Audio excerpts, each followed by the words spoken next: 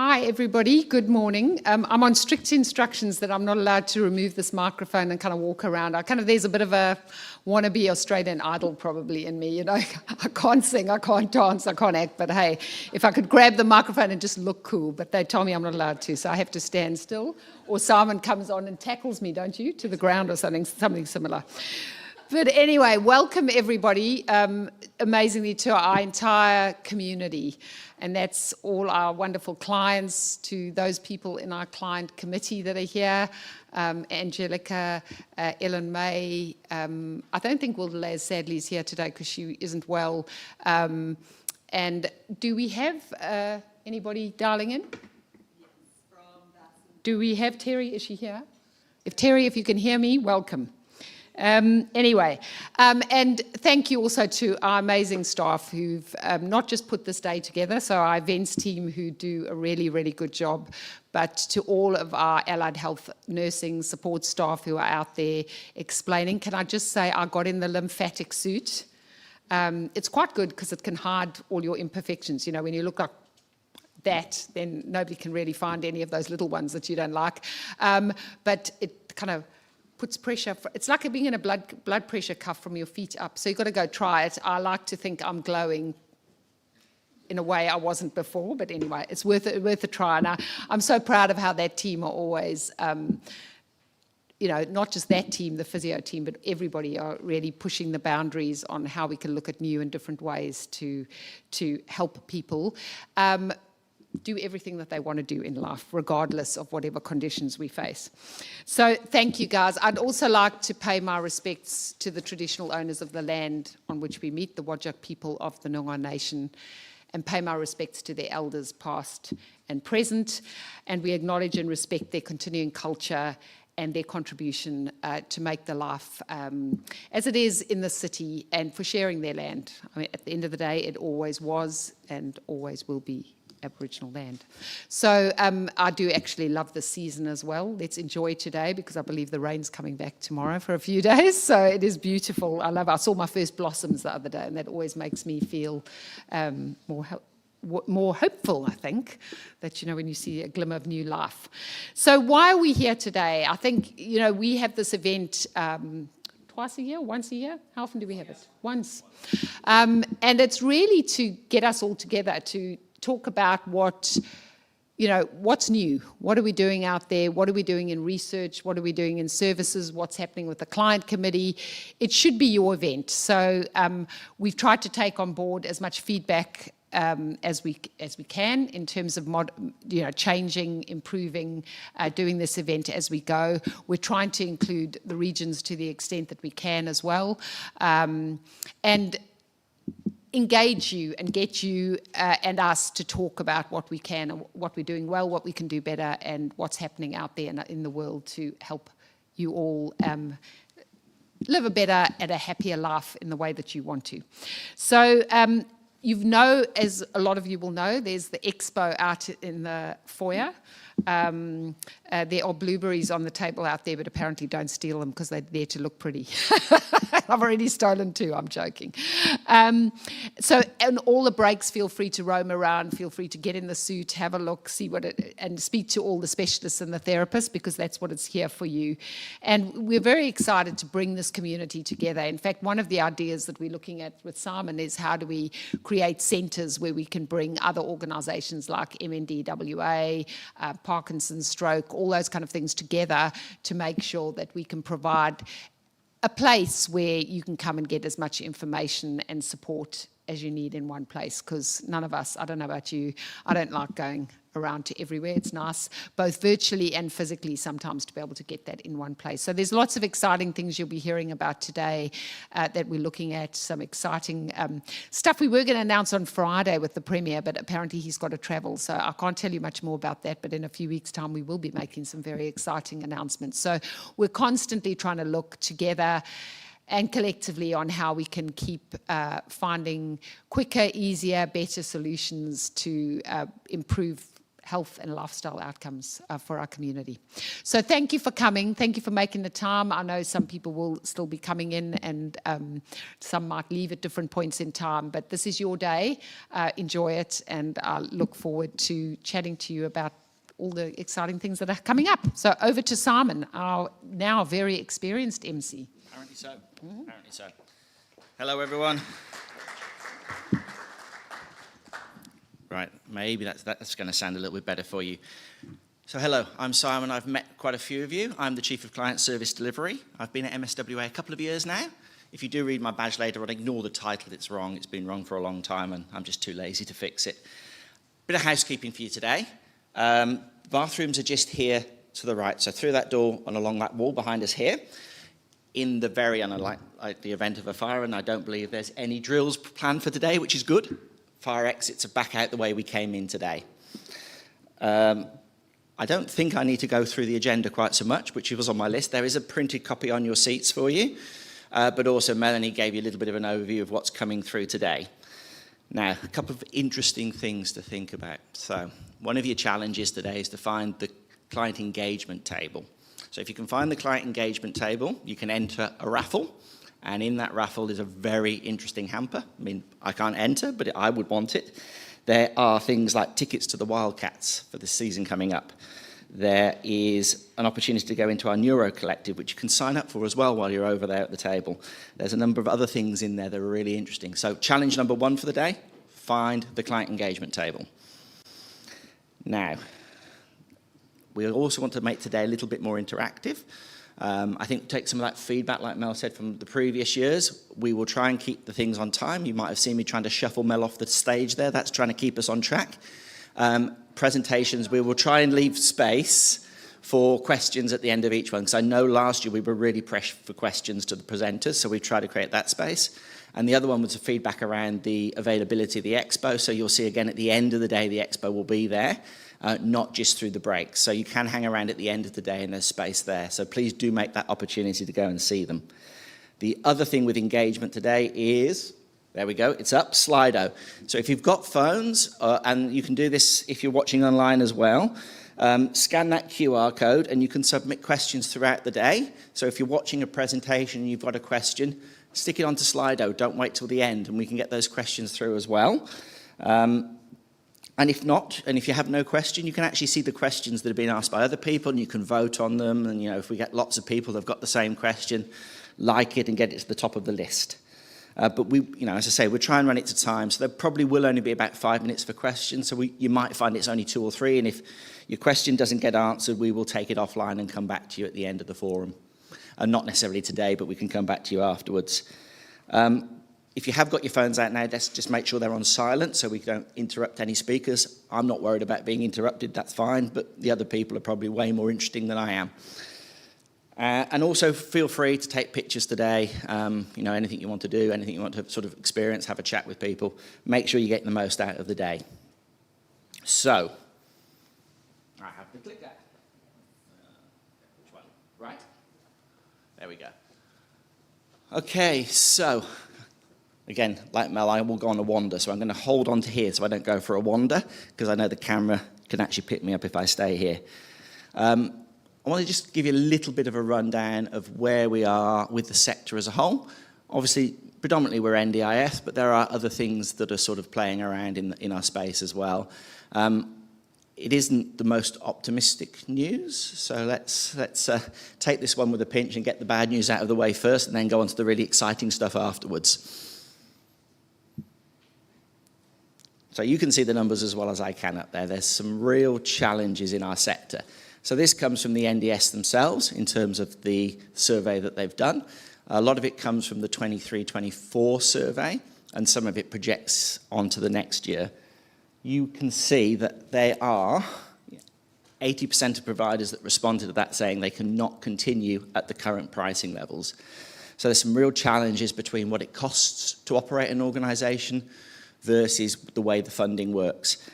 I think you'll also possibly all have had an experience recently, and if you haven't recently, we'll see what comes forward. there's a lot of challenge in the plan space at the moment. There's things being squeezed, there's stated supports that are really unclear for people and they don't understand exactly how it works. There's differing advice all around the place. So there's a lot of sort of fleshing out to go through while we really try and work it through. We're seeing some very strange decisions around sort of dietetics and speech and counselling. There's some very unclear sort of funding decisions. And I know every time we see one, we challenge it really hard with the support coordinators. But the line is pretty strong at the moment. There's not an awful lot of movement in there. So we continue to advocate really strongly through MS Australia. We continue to collect and talk to anyone we can about that level of funding that comes through these packages and its inadequacy for the cohort that we work with. You know, people with a neurological condition are not your traditional disability cohort. You don't build a capacity and then walk away. It is an ongoing commitment. And that's something that really doesn't match in the funding at the moment. Really scarily, in that 23-24, 63% of providers made a loss or at best broke even. So more than half of the people in our sector are not making money. So that's really challenging. You don't need to make money to make a profit. What you need to do is make enough money to be there next year. And that's a lot of what the challenge is in the sector is how do you say sustainable? And it's not about lining people's pockets with shareholders with money. It's about just being here. The preservation of purpose, as I like to think it from an MSWA point of view. How can we be here in 10, 15, 20 years' time to keep delivering the purpose that we were formed for? And that increases as we look forward. So the projection from TIFL is that goes up to 67% of providers are really concerned about their ability to stay sustainable in this current financial year, the one that's just finished. God knows what will come forward as we see some of the other changes.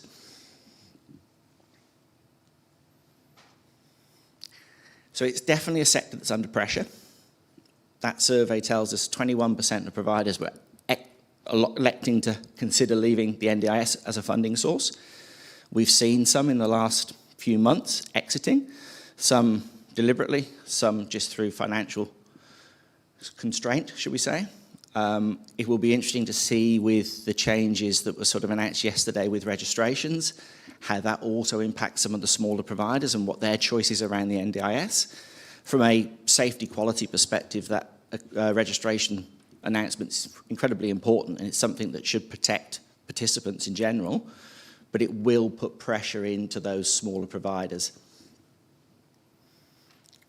And kind of what you see through that then is there's at least 100,000 people that will be really put at compromise through what's happening here. People that, and as always, it's the people at the margins that are impacted most. It's the people in the regions. It's the people away from a particular centre or a particular provider. It's people with out of the ordinary conditions. It's people that don't fit the profile of the NDIS that get the most pressure. And again, that goes back to our cohort, unfortunately. The people that we work with are the ones that don't necessarily fit the mould of the NDIS.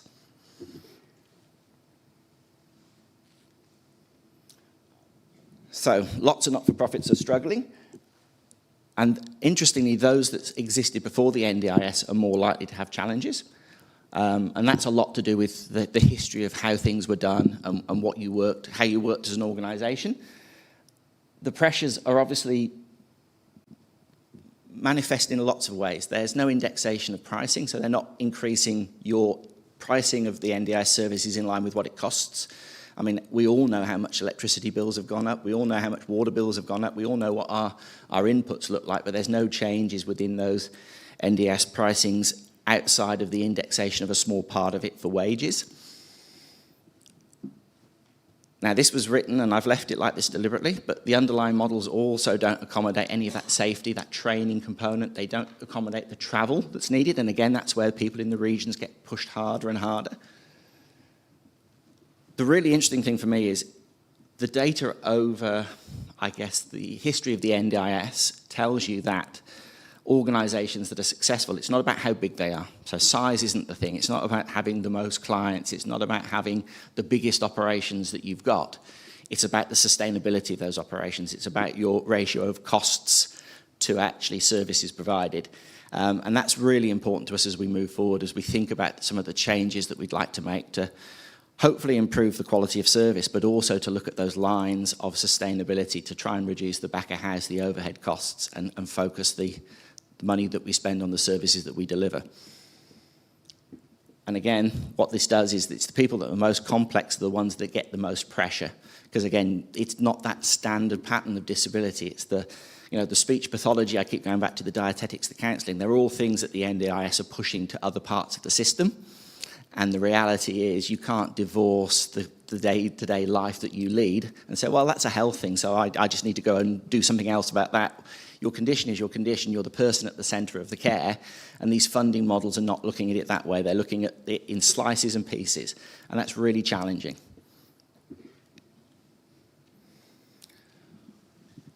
So these were the messages that came out of them. I'm not going to read them. But there were these feelings that we're very under pressure as a sector. We are very challenged as a sector. And as a community, the NDIS in itself, all alone, is not going to necessarily be the complete and utter saviour for us. It's helping, and many of us are better off with it than without it, and there's no argument there. You can tell from my accent, I'm not from Australia. I look at what supports are in other countries for people that I know. We are still in a way better position than most of the world. However, it's still hard. And it's still hard for any of you that aren't under NDIS. The aged care reform has been delayed again through to November. That's actually the second delay, although if you listen to the government at the moment, they'll tell you it's just a 4-month delay. It's actually a 2-year and 4-month delay, because it was already 2 years delayed coming through. So that's a whole bunch of aged care packages still waiting. That's the increase in levels still waiting. And we still haven't got absolute clarity and certainty about what November 1 looks like. It's something we push for regularly from the department to really understand how that fits. And in particular, for anybody that is unfortunate enough to have fallen foul of the age rule when you were diagnosed with your condition, this is really important from the perspective of we need to get those package levels up, and the level 8 packages will be hugely important for anyone with a neurological condition. Still won't compare to anything from the NDIS, but it's better than what's there now. In line with that is some of those older funding models, disability support for older Australians, are waning. They're coming away. There will be a few left over, but predominantly the push is to get everyone into the aged care model. So that's shrinking as well. So some pressure there. And sadly, it gets worse. And this is what I alluded to. So the challenges we also see is in that latest price review, the income for physiotherapy, which was already unsustainable, has been cut significantly further. Travel's been cut in half. Dietetics work came down, not as significantly as the physio because of the WA loading, but still it's down, it's not up, it's the other way. So in an already constrained environment, that puts even more pressure into this. How do we continue to preserve our purpose? How do we continue to make sure we're here in the future? And it will mean that we change a little bit, and we do have to change some things. And there's a couple of members of our co-design committee here today, and they will have been bombarded over the last 2 to 3 months by us, where we're lining up a whole bunch of workshops with our committees, and some of you, I know, I'm not sure exactly if any of you did, but might have got an email from me this week inviting you to join one of the first extended working groups. If you did, please do, that would be great. But we will continue to work through with clients. Any changes that we make, we'll communicate with you, we'll understand your perspectives. And one of the things we really want to understand is perhaps how to explain it to others as well. You know, we don't want this to appear as though it's purely about, money grabbing, because it's not. It's about preserving purpose. It's about being here for the future. And you might have seen some of that in the letters as well. So let's push to bring therapies into the service centres if we can. And I know that's not always practical, but there's lots of little things that we're going to try and do. But we will continue to talk to our clients, and we will continue to communicate clearly and not make arbitrary decisions just without that consultation. But you will have to see some changes coming through because this pressure is significant, yeah? It's very significant. So it is that preservation of purpose. Now, I don't want to leave this one on a negative. So what I will say is, while there's lots of doom and gloom in that statement, yeah? The NDIS is squeezing us, the SOA is moving away, the aged care system reforms aren't coming through. Will they top things up? We're going to make some changes. That can feel very oppressive. We also are looking very strongly at how do we change the conversations with government? How do we look for different places? There's a book I was once introduced to many years ago called Where's the Cheese? And it's a story of, like, if you keep looking for the cheese, the money, in the same place, you will always be challenged because eventually someone else will take the cheese and it will disappear. You keep looking around for things that you can find, opportunities. So we continue to work with WA Health, for example, and we want to talk to them around, as a cohort of people, you guys are unfortunately bouncing between sections of the system. There is a lot more opportunity for WA Health to support you holistically through services through a provider like us. That idea of care in the community as opposed to waiting until you're sick enough to end up in the hospital. So we'll have those conversations. We will continue to look for other funding sources, again, that are designed to support people with neurological conditions. This isn't about diversifying into something completely different, but it's about what other funding models exist to support people in our community. Health being one of them, but there are a group of people that have acquired brain injuries or spinal injuries that would fit into different categories as well. So we're looking for all of these things to how we top up our sustainability, how we find other places to prop up. And it's something that's been ongoing, and there's lights at the end of the tunnel, let's put it that way. There are some opportunities, and you'll hear from our nursing staff today about some of the stuff that we've been doing, about some of the fundraising that we've been able to do. You'll hear about some of the new nursing services that are coming through. So how we're going to think differently, how we're going to find money in different places, how we're going to continue to support and find ways to do this with your consultation, with your input. So I think that's really as doom and gloom as it can look like when you look through the lens of just the NDIS, and let's not understate it, it is hard, very, very hard. There is still opportunity and there's still ways to work through this. So we will do questions. And I think I've probably got, anybody got any queries around anything come through online? No, which is understandable. No. Has anyone had a plan reassessment recently and lost funding? You got more funding, well done. Good on you. So I'd say everybody should chat about who's your support coordinator, because they're the person. And let's look at, that's a really interesting dynamic that goes on at the moment, is your support coordinator is really influential in what funding you will get. And not all support coordinators are equal. There's a lot to be said for the functional assessments and the FCAs that come through. They have to be written in the right way. They have to call the right things out. But if you haven't got a support coordinator that can advocate well, if you haven't got a support coordinator that will appeal decisions for you and push back on anything that doesn't look right, you're in a much worse off situation than someone that will advocate for you. And of course, there's changes going on now where that advocacy has to be separate from the service deliverers in terms of the way the NDIS works. The organisation that gives services cannot be your advocate with the NDIS in true advocacy terms. We can in those broader concepts of influencing policy and talking to governments and organisations. But as an individual, I can't approach the NDIS on behalf of Nick, for example, and say, right, Nick's underfunded, I want to advocate for Nick to have more money. That's actually breaching the boundaries now. So your support coordinator is really important. If you're self-managed, there's a lot to make sure you are on top of that NDIS and you're pushing them hard if they're not giving you what you need and if they're rejecting things. That's a really important part. So questions? No, we're looking good. I'm going to look. Yes, go for it, Ellen. What was the, you mentioned at the start an announcement that had just been made? Literally yesterday, I saw it, and I think it may have been made reasonably more recent, a couple of days before that, around the registration of providers, the obligation to register. The fact that that's not been the case to date has been an interesting part for an organisation like us that invests a lot in the safety and the quality agenda, that we look very closely at, how do we deliver safe services, how do we risk manage, how do we make sure the right care pathways are in place. Those smaller providers haven't had to register if they don't choose to. So those changes have come through, and Mel's got something to share. Just be careful, I don't know that they changes. I think what happened is, thank you, they called for information on what providers thought about registration, and they published what that feedback was. And the feedback was that the people do think that they should have better registration. Only, what percentage, so does somebody want to guess what percentage of providers you think are registered out there? 20, says Angelica. Anybody else? It's way less than 20. And that's really scary if you're thinking about people are going out to vulnerable people in their homes and they're not registered. There's pretty much no standard, apart from the, NDIS clearance.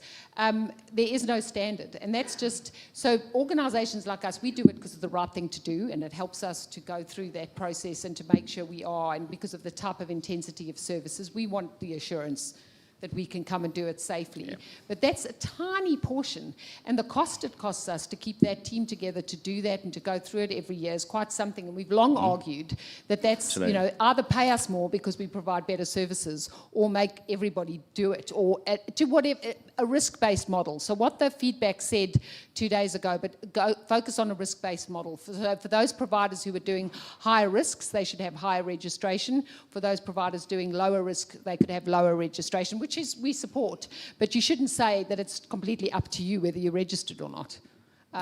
So dangerous, isn't it, when it's like that? Yeah, it's crazy. So what we'll probably see now they've published that, they'll come back with a response on what they believe. But you can imagine the unregistered ones will squeal loudly. And you can also imagine, with the pressures in the system, that sort of thing can be the tipping point for people choosing to exit as well. Smaller providers may choose, read the rules and go, well, I'm not going to be there anymore. So I think Dee, would you like to come and join us for the next section? So I'm going to bring up Dee, who's our clinical nurse manager. And Nick as well, come on. Yeah.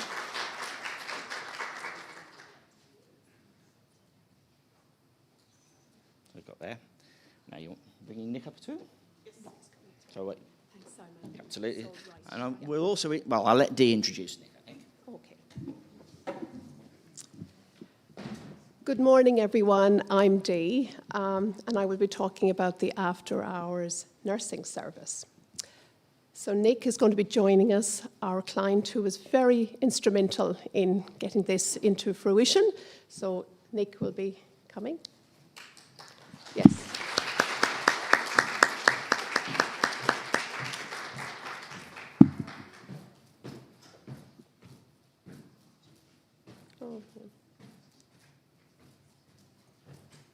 Okay.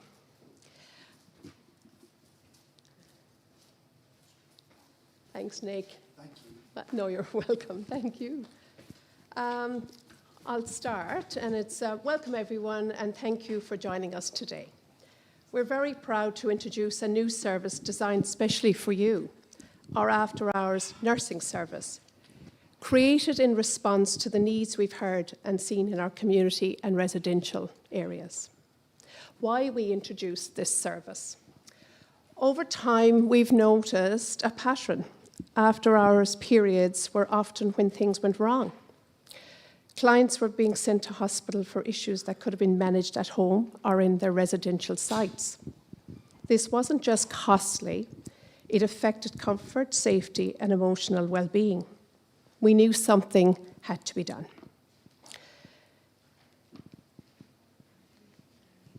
The impact on you, our clients.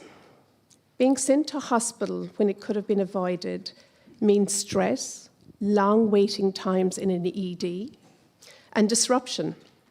It breaks the continuity of care and often delays recovery. We need to support you better, where you are and when you need it most. What is the after-hours nursing service? This is our new pilot service, means that even after business hours, you are not alone. Whether it's a concern from a care support worker, a sudden change in your condition, or a need for reassurance, our trained after-hours nursing team are ready to support you.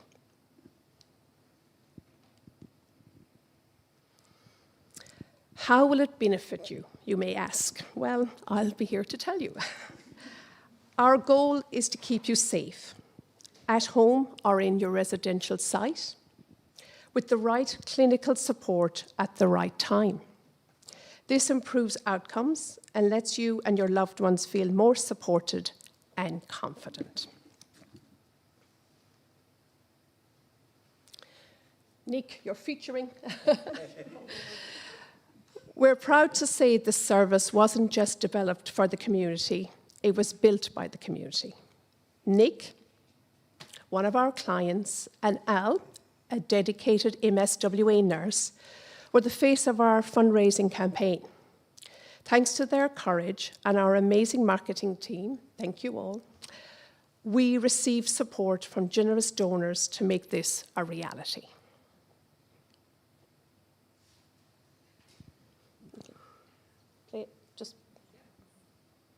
It doesn't matter what you do in the day. You know, it's like if you wake up in the morning, it's a good day.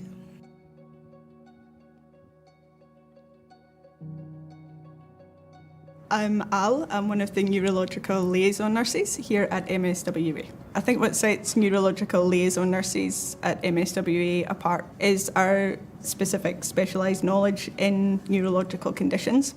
We deal with people right from their diagnosis all the way through their disease progression. So I think we're able to offer specialised care with our knowledge and the additional training we do to be able to meet their very specific and sometimes ever-changing needs. I first met Nick almost a year ago, and he is a very well-loved figure up here at Butler. Nick attends our outreach service. He's heavily involved with our nursing service as well.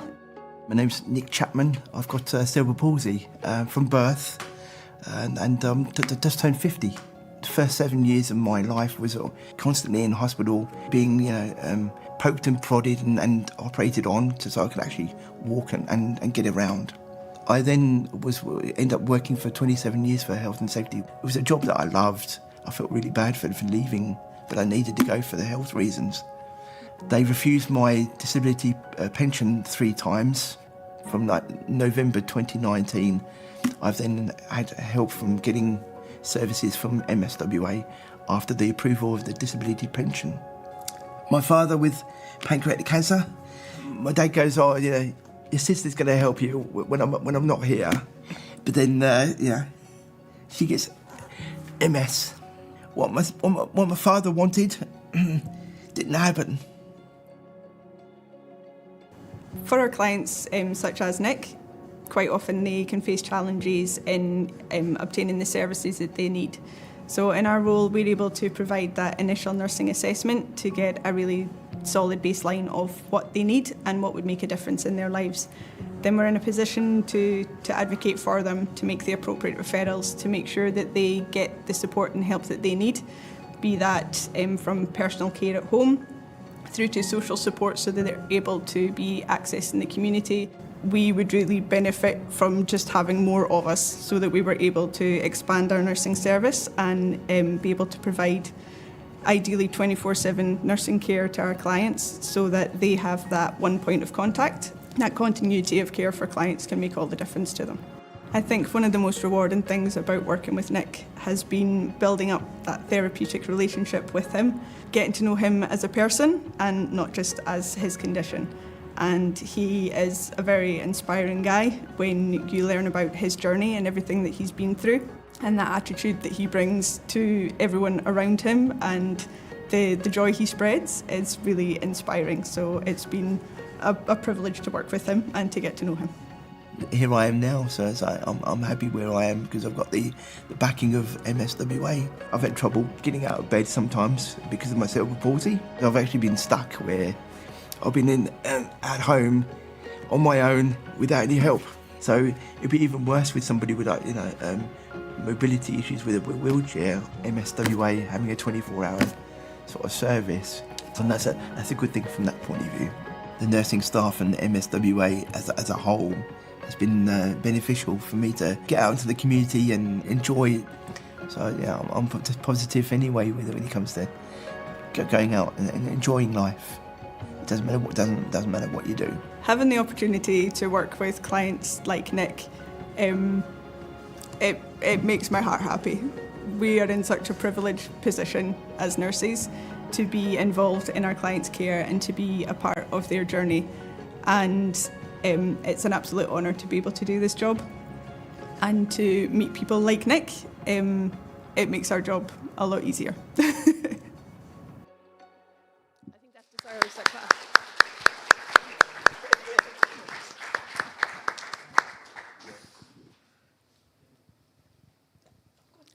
Nick and Al helped bring our message to life. As you can see, these two have a great bond and they're very close, so I can't imagine anybody else being the face of this campaign except these two. Their real-world experiences showed the need and there is a solution. And it resonated with so many. We're deeply grateful for their advocacy. So what happens next? We're excited to bring this service delivery in October. The initial selected clients will receive full details on how to access the team. We'll also be listening closely to feedback so we can improve and grow the service to include all clients. Thank you for being here today and for being part of the MS nursing community. We're proud to offer a service that truly reflects your needs. Please reach out if you have any questions. We're here to support you. Thank you.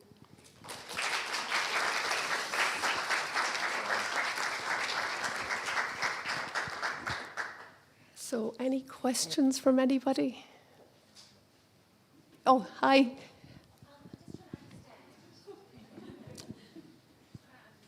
Hello. Just trying to understand, are you guys sort of similar to sort of Silver Chain kind of, is that similar, but of more of a neurological kind of? Well, that's what they want to do.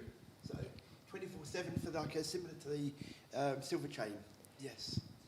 So yeah, in after hours, when things do happen, not emergencies as such, but areas that we can help because of the fact that we just didn't have a service out of business hours. So now we're trying to fill that gap. Yes. Can I ask that, does it have to be neurologically a symptom that you have that you can get in contact with a nurse? Because correct. Yes. It has to be neurological. Yes. So yes. I can't talk to Al, say, about menopause or something like that.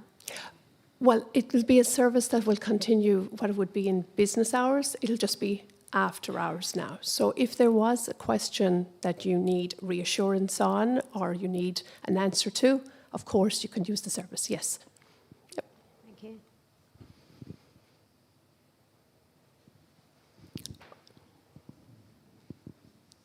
Hi, Dee. Hi, Jerry. On a CLC basis, would the clients be charged through NDIS funding? No, no, no. They, not, Okay. no, they won't, no. Currently, anyway, no.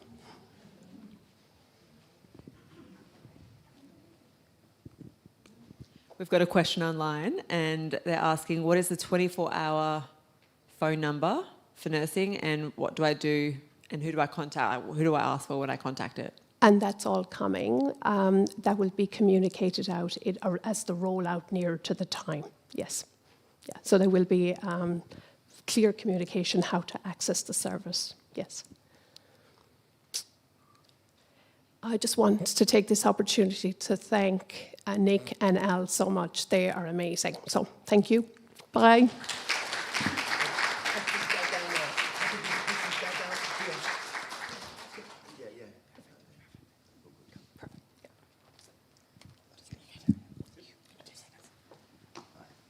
You're lovely. Thank you, Nick. No, thank you, Nick. Hard to believe we're the same age, Nick and I. He's way more attractive than I am. Aged much better. We also had a very interesting conversation in Butler that time, didn't we, about our musical tastes. We seem to have the same 80s references, which is always worrying. Start to feel my age. So I think that, look, thank you guys, and thank you again, Nick and Al.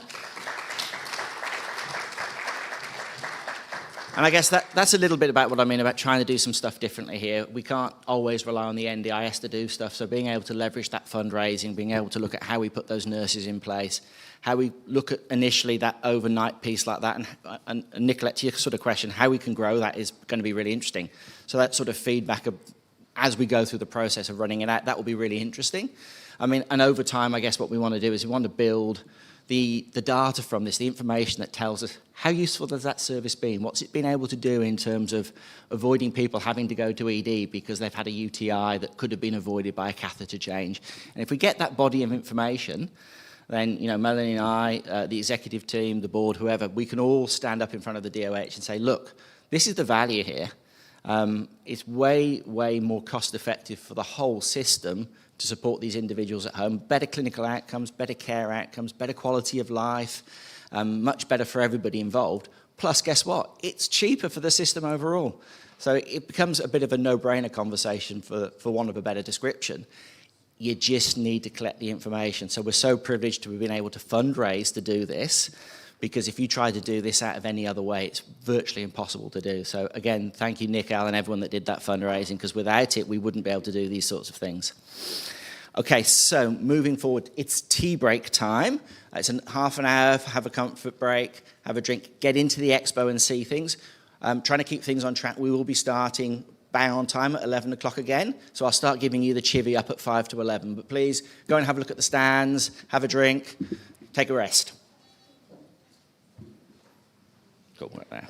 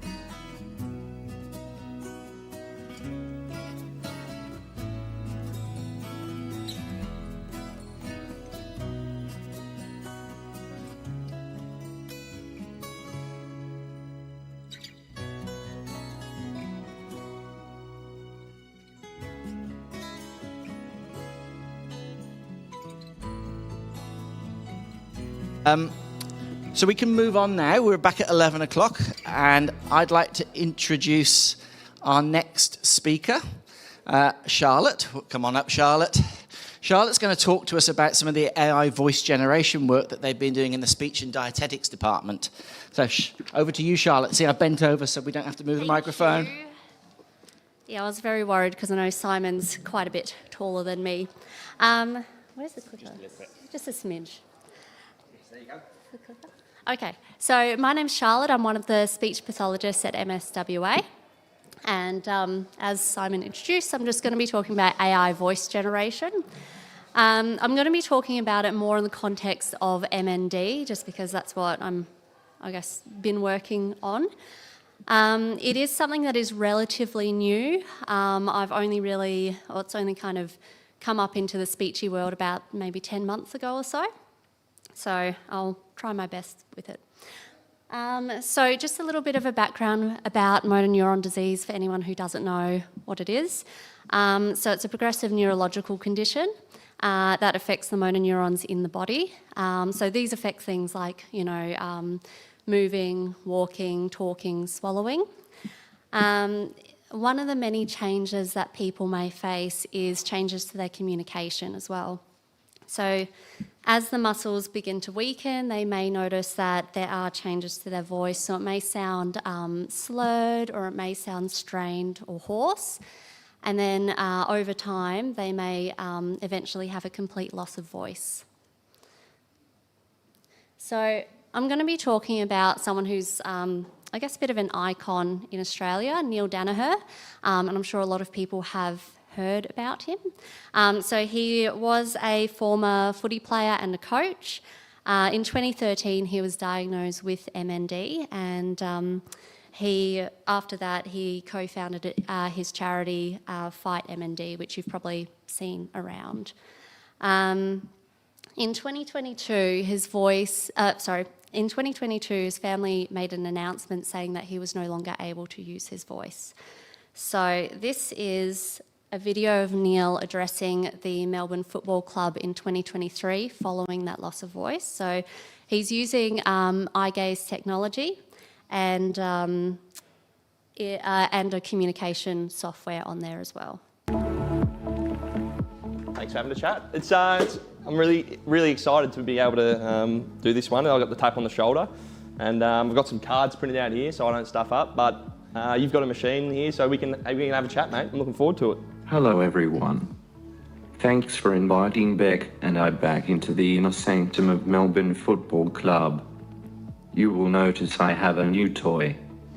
Given I can no longer speak, I use my eyes to type, and I have an app to speak. Hope you can hear me. Can you hear me down the back?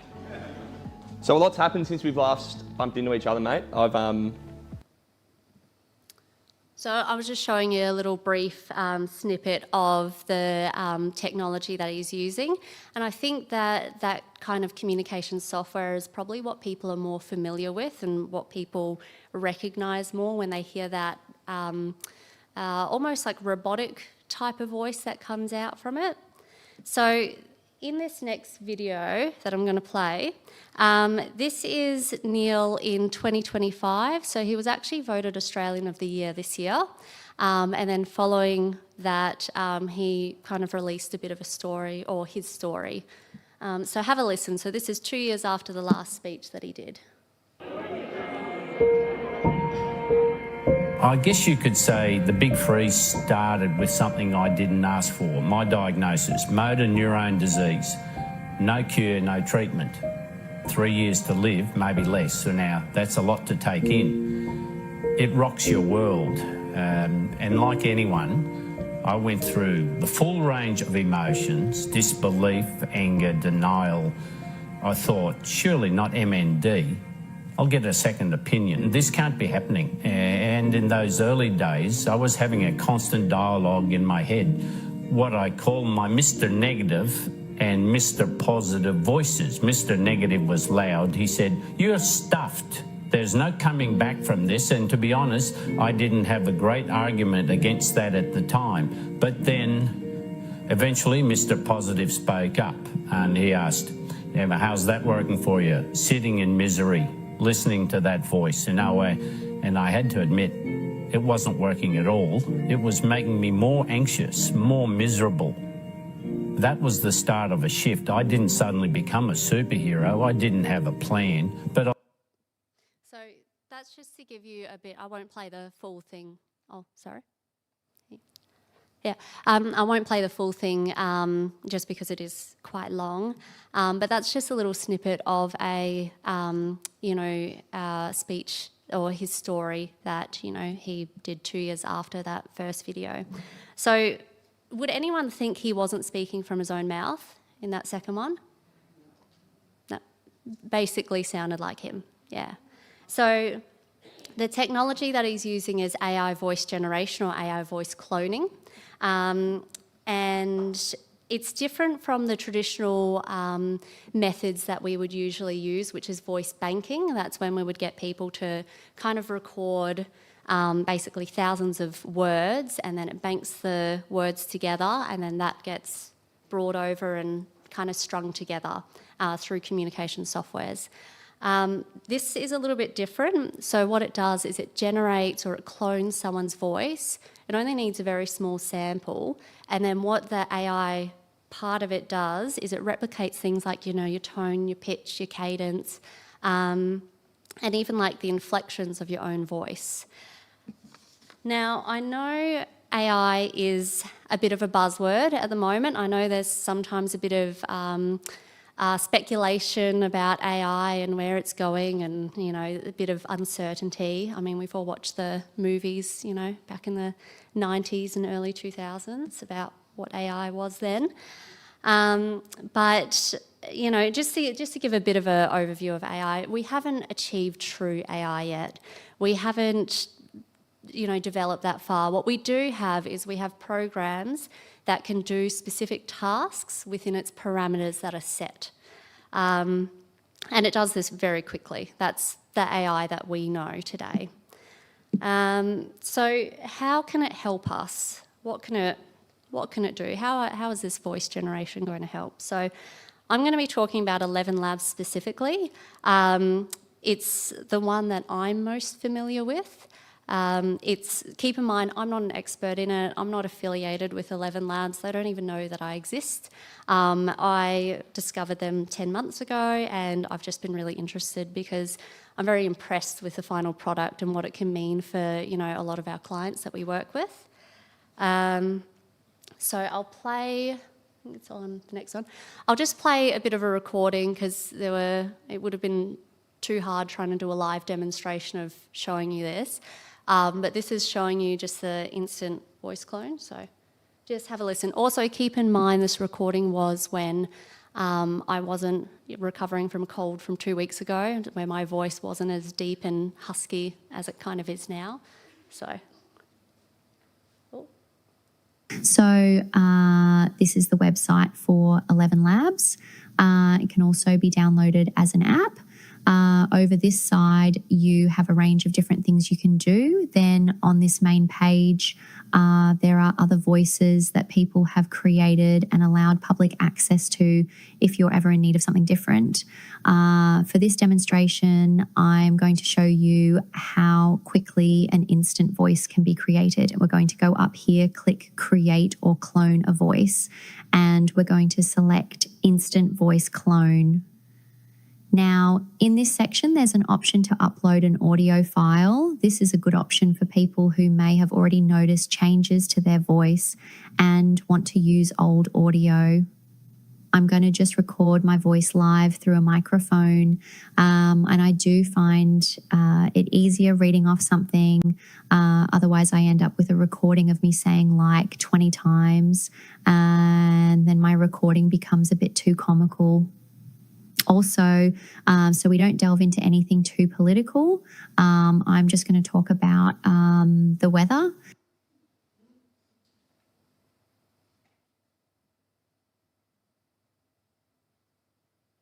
The general sentiment that Australia just shivered through a cold winter is false.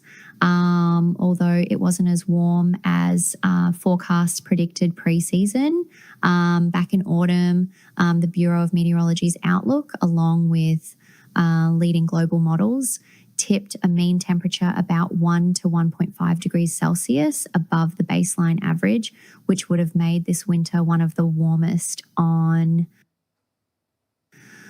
So now I just click next and we just add in a title for the voice. So I'll just say Charlotte, then we'll add a short description. So that might be 30-year-old Australian female. Now we'll create the voice and see how it turns out. If I just click skip, and then we go over to our list of voices and I click the one called Charlotte. So in this section, I can edit the voice to be faster or slower, more stable or variable, more or less similar to my own voice, and change the style exaggeration, which is like the inflections in our speech. Also, if people speak other languages, you can also use your voice to speak another language. If I go over to Google Translate, I'll change the language to, I don't know, maybe Italian, because I did do 1 year of Italian in primary school, so maybe that seems more believable. Let's say I like to work on my garden on the weekends. Then I'll copy this and take it back over to 11 Labs. We'll just wait for a moment. Mi piace lavorare nel mio giardino durante il fine settimana. Now keep in mind, I know it's not perfect and some of the pronunciation isn't authentic, but it sounds mostly like me, and an Italian listener could hopefully understand what I'm saying. So this is just a brief little overview of how quickly we can generate a voice. There's also pro voices that do take longer, usually a day or so, where the voice cloning is a bit more rigorous so that the final product is more accurate. Okay. So that's just a little summary of like how quickly you can record a voice. The other thing is, I didn't speak in that entire recording there. That was all the clone. So that wasn't me. I didn't say any words in that. I just typed it out and I got it to say it. Yeah. So that's how, and you might notice as well, when I did my 30-second recording, I said quite a lot. So that's why in that recording I was saying in it, because it picked up on those things. So yeah, that's one of the final, it tricked you all, you know.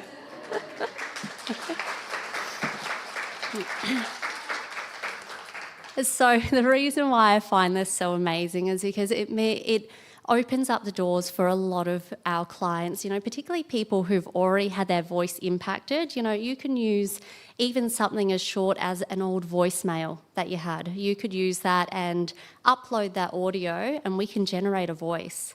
It might not be perfect, you know, it might not be as good as if we got 10 minutes of audio, but it's still really accurate, because if we consider that that was 30 seconds of me speaking there, and that's the output that I got, pretty accurate from how I sound, how I think I sound anyway.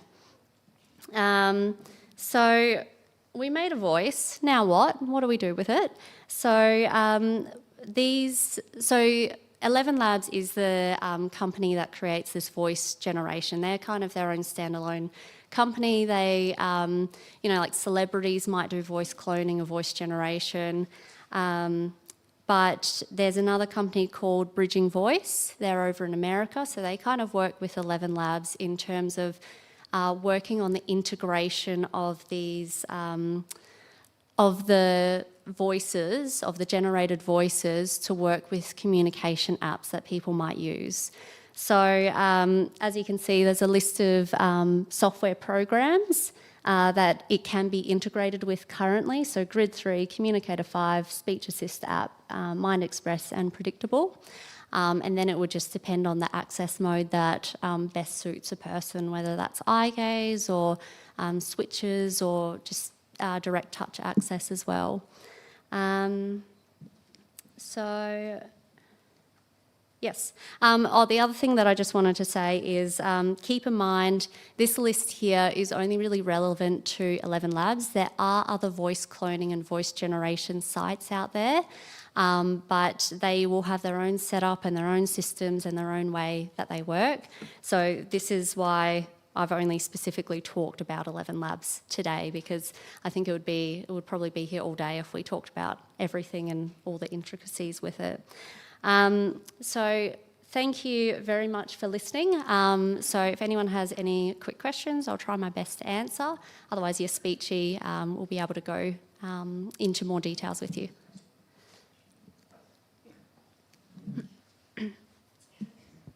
And are our clients been able to access this, and how is it funded? So at the moment, because it is still relatively new, the Scott Morgan Foundation, I believe it is, they currently fund people who have MND, so they get a paid account for free. And then also MSA, one of the charities for MSA has also joined up with 11 Labs, so they provide people who have MSA with an account for free. Outside of that, I'm not sure if this is something NDIS will fund in future, just with the uncertainty of everything, so I'm not entirely sure. But if you have MND or you have MSA, it is currently free. Mm-hmm. Thank you. Thanks.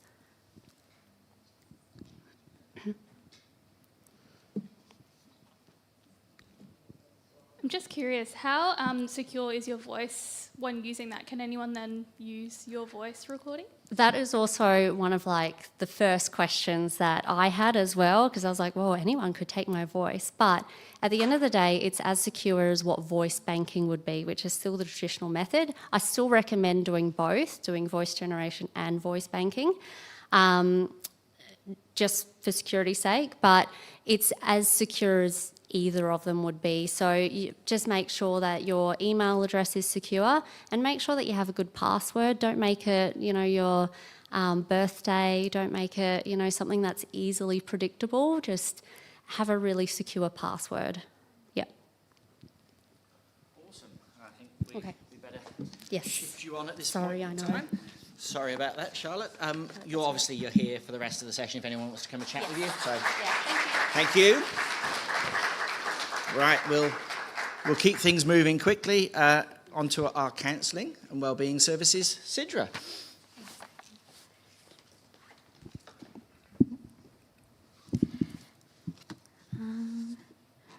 All right. Hi, everyone. I'm Sidra, and I'm here from Counselling and Wellbeing to have a chat to you a little bit about our service and the new things that are happening. But first off, who are we? We are a team of counsellors who are all accredited by the various counselling bodies. Each one of the counsellors specialises in an area of interest for them. So we have counsellors on board that are specialising in EMDR, mindfulness-based therapy, narrative therapy, Gestalt, CBT and ACT, just to name a few. We work within a multidisciplinary team, so we work with other allied health staff to support you with your goals. And we provide that support face-to-face, both in home and in our hubs.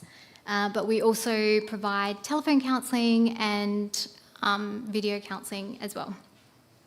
We also run a lot of groups, both north, south and in regional WA, which is a great way for people to connect and come together.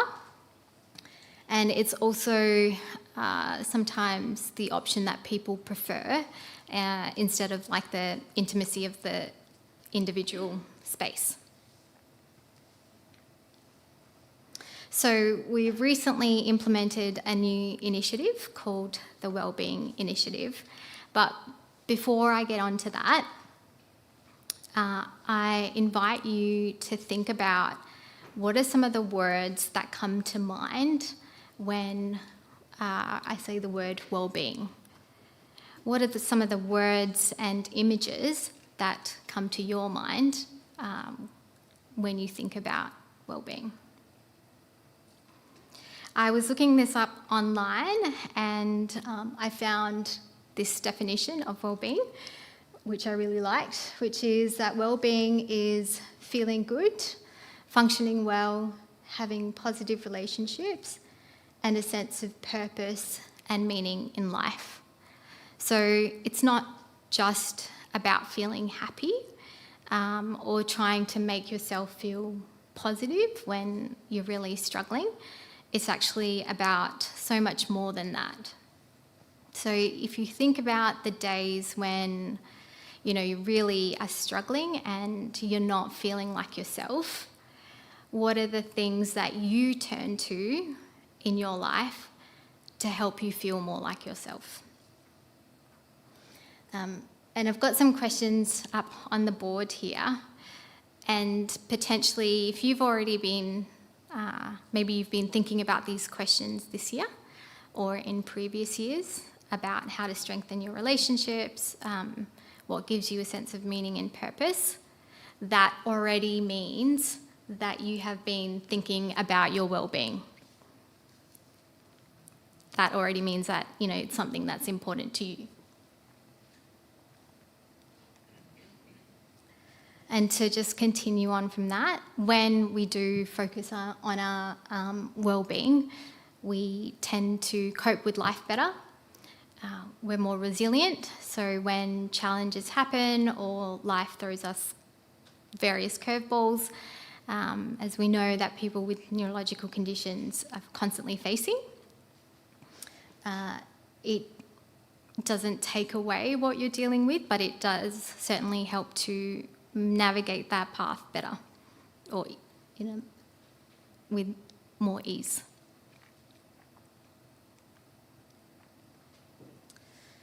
So what happens when we don't look after our well-being? Well, we know that some of the signs and symptoms of poor well-being is an increase in avoidance and stress, and that's when often we hear clients say that they are struggling with making decisions, especially when it comes to next steps and their future. So sometimes when clients are newly diagnosed and they're working, they're not necessarily sure of how to navigate that path, and it can be really confusing for them in terms of what that means for them, but also their identity. They're maybe navigating relationship changes as well. We know that with neurological conditions there is so much change and uncertainty, and that can bring about a loss of control. So you can really struggle to feel like you know where you're going next, and you're feeling in control of your body. And there can be a lot of stress as well, and we know that stress makes neurological symptoms a lot worse. And when people feel stressed, they experience the same thoughts, but those thoughts come at a much more rapid pace. So trying to differentiate those automatic thoughts and from the harsh inner critic can be really difficult as well. So how can we help, and what does the wellbeing service look like? What we're offering are basically fun, short, time-efficient psychoeducation modules. You can do them in person or online, or even via telehealth. These are some of the sessions that we're currently running, but there are a host of others as well. So we've got breath work, nervous system regulation, learning mindfulness-based stress reduction, reframing unhelpful narratives, navigating and managing your emotions, and connecting with your core values to guide your choices. Some of the other sessions that we're running are on ecotherapy or using spirituality to foster hope, as well as self-compassion as well. So if those topics are an area of interest to you and you feel like potentially they might be helpful to you in terms of where you're at right now with your condition or your journey, or maybe you're supporting someone with their condition, then you can come and chat to us about linking up and attending one of the sessions. Oh, sorry, so I don't know, I'm not sure why that went the other way around. So it's great for people who are really busy and maybe not ready for the time commitment that long-term counselling sometimes comes with. So if you want to spend maybe an hour in, your week or your month and attend a session and learn some strategies, it's a really good way to do that. All the sessions and the information in the sessions are neuro-informed, and they're all evidence-based as well. Our counsellors are very good at constantly reading and keeping up to date and that sort of thing. And I guess it's also just a really good way for you to meet a counsellor and see if you connect. And then that kind of becomes a pathway for you to further get support down the track. And it's helpful to kind of build that relationship earlier on rather than waiting till, you've kind of hit another crisis to try and connect and start from scratch. And it's also great for if you just want to work on yourself, improve how you're coping.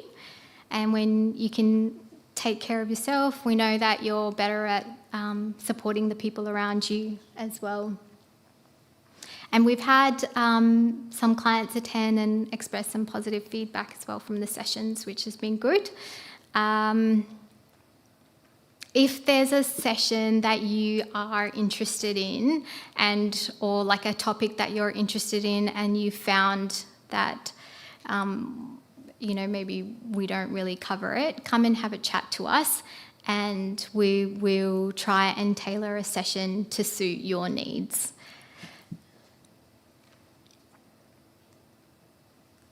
And before I get on to questions, just a quick reminder, Carers Week is running from October 12th to the 18th. So shout out to any carers in the room.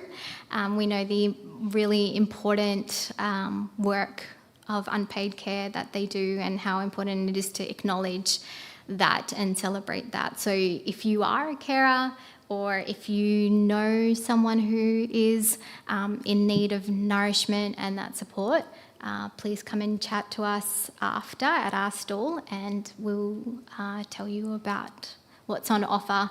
So the counselling team, alongside with other allied health staff and our beautiful marketing team, have created some workshops and sessions for that whole week. So please come and chat to us about it after. And that's all from me. Any questions? All right, cool. Oh, hello.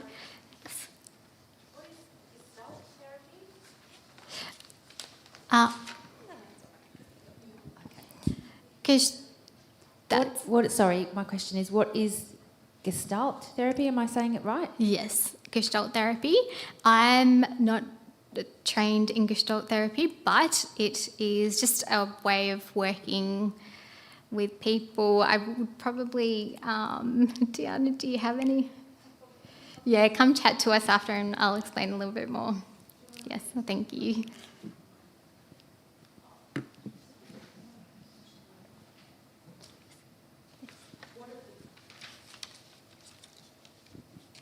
Have you got flyers for the dates of the various programs? Yes. Yeah. Okay, I think that's probably, I'll let you go because we have a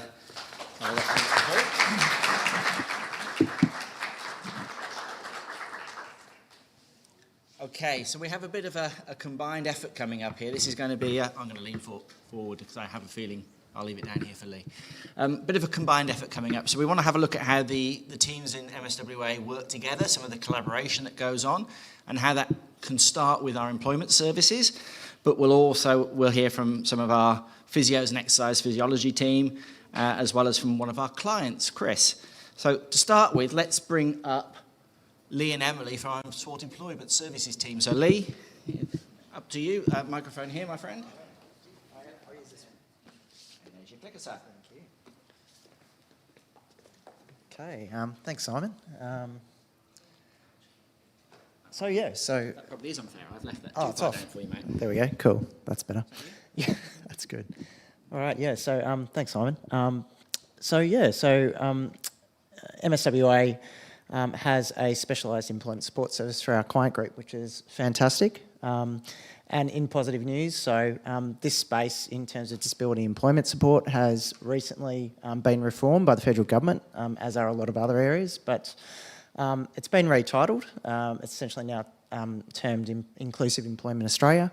And in a positive note, we were successful in tendering with COAC to offer this support for another 5 years till 2030, which is great. And in terms of our cohort of clients that we support, we're the only specialist neurological provider of this support in WA, which is brilliant. In terms of our team and our support that we offer, it's quite broad. It's an allied health clinically led team by physios and OTs, and also in positive news, it's free for our client group to access. We get funded directly by the government to provide this support. So what do we actually offer and what does this look like? So the majority of our clients with prog-neuro conditions, as you're probably aware, are diagnosed mid-career. So your average age of diagnosis for MS is roughly 32 years of age. So the majority of the clients that we support are already in employment. But in terms of the MS client journey, we tend to be one of the first points of contact. So the majority of the clients that we work with would be classed as newly diagnosed or lower intervention clients, but we support clients right up into retirement age as well who are still employed. Just given the nature, again, of progression of these conditions, probably 90% of the work that we do is supporting people within their employment roles and providing them with any sort of tangible assistance we can as clinicians. And about 10% of that is helping people either back into work or supporting them into alternative roles if they're already employed. So what does work-based support actually looks like? So we do a pretty thorough initial clinical assessment for all of the clients that we bring on board. We conduct workplace assessments as long as people have disclosed their conditions. We provide advice and advocacy on work structures and hours. We can liaise with employers as required. We can access specialised employment funding, which is again federally funded, so to cover any sort of specific workplace aids and equipment. We provide education and support to employers and to colleagues, and then we provide a lot of ongoing support and assistance to our client base as well. I'm quite a visual person, so we've got a little bit of a video we can show you to see what this actually looks like in practice. Okay.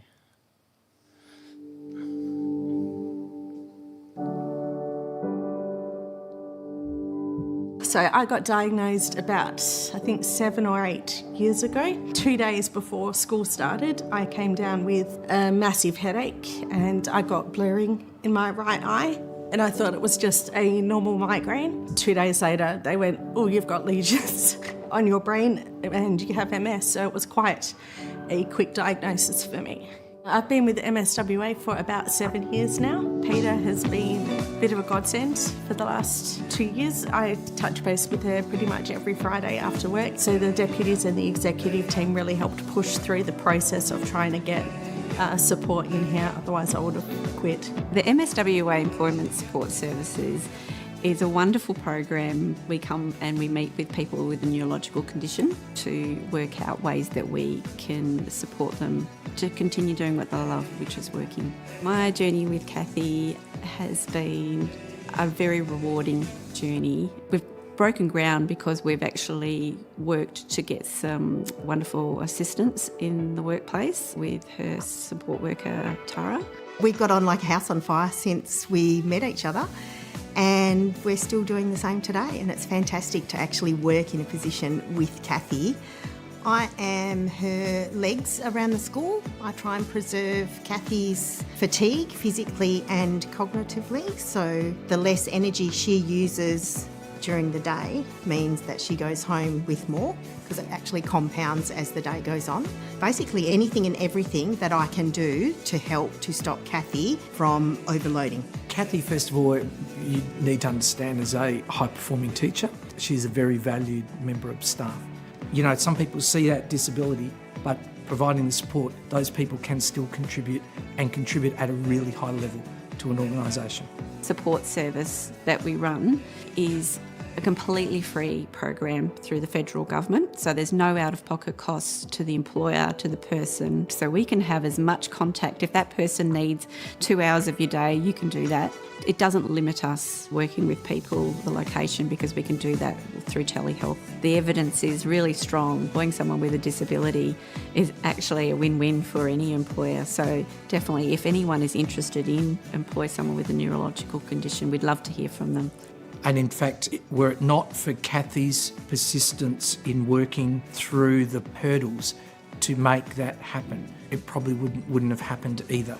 The importance of having employment support for me was it kept me working. If I can do this for me, then hopefully it will help other people do that. Yeah.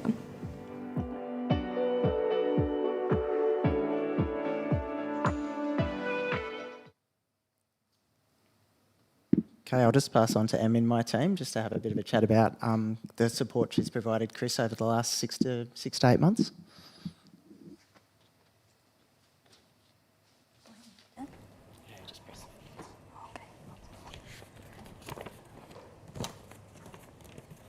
Morning everyone, my name is Emily and I'm an employment support consultant in the employment support team, and I am also a physiotherapist.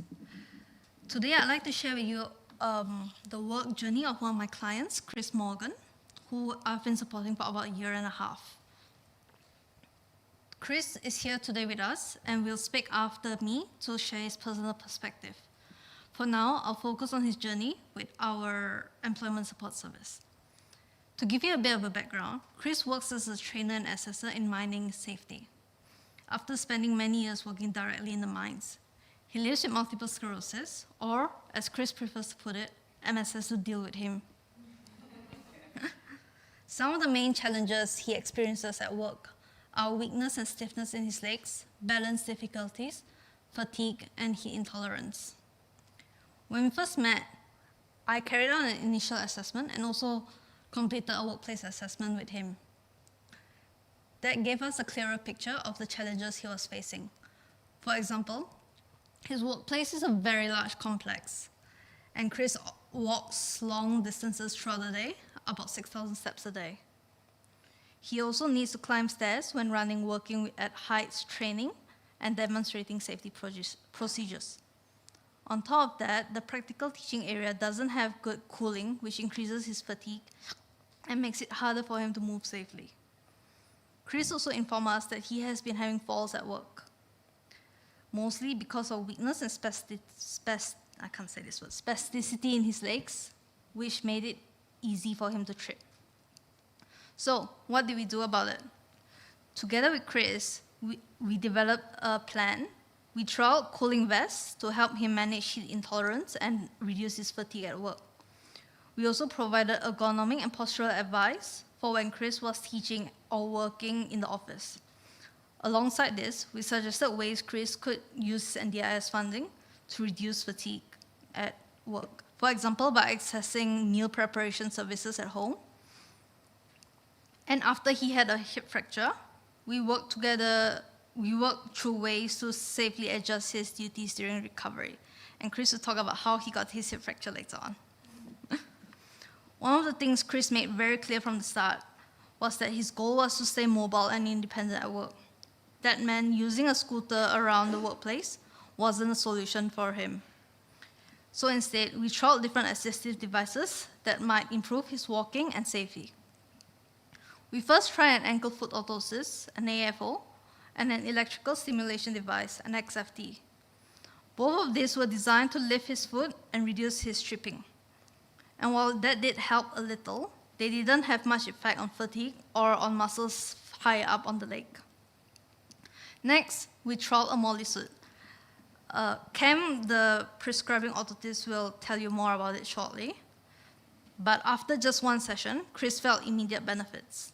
Based on that, we arranged an extended trial through the NDIS. Our team provided the supporting documents to make that happen. During the trial, we tracked his endurance, strength, and fatigue. And Chris also worked closely with our physiotherapy and exercise physiology team on gait retraining to get the most benefit out of the suit. The results were really encouraging. Chris was able to walk longer distances, he relied less on his walking pole, and he reported a noticeable reduction in fatigue. To summarize, since working together, our team has supported Chris with cooling strategies, assistive technology trials, workplace adjustments, and advice on using his NDIS plan to help reduce fatigue at work. He now has his cooling vest, which was funded under Employment Support Specialized Funding.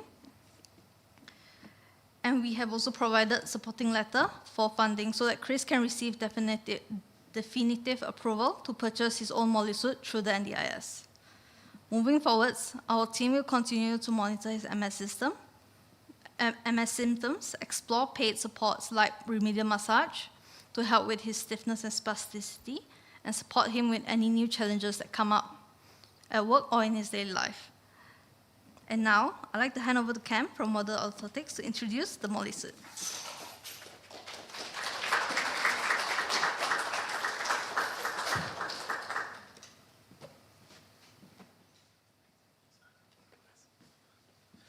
Hi everyone, thank you for having me. So my name's Cameron and I am an orthotist.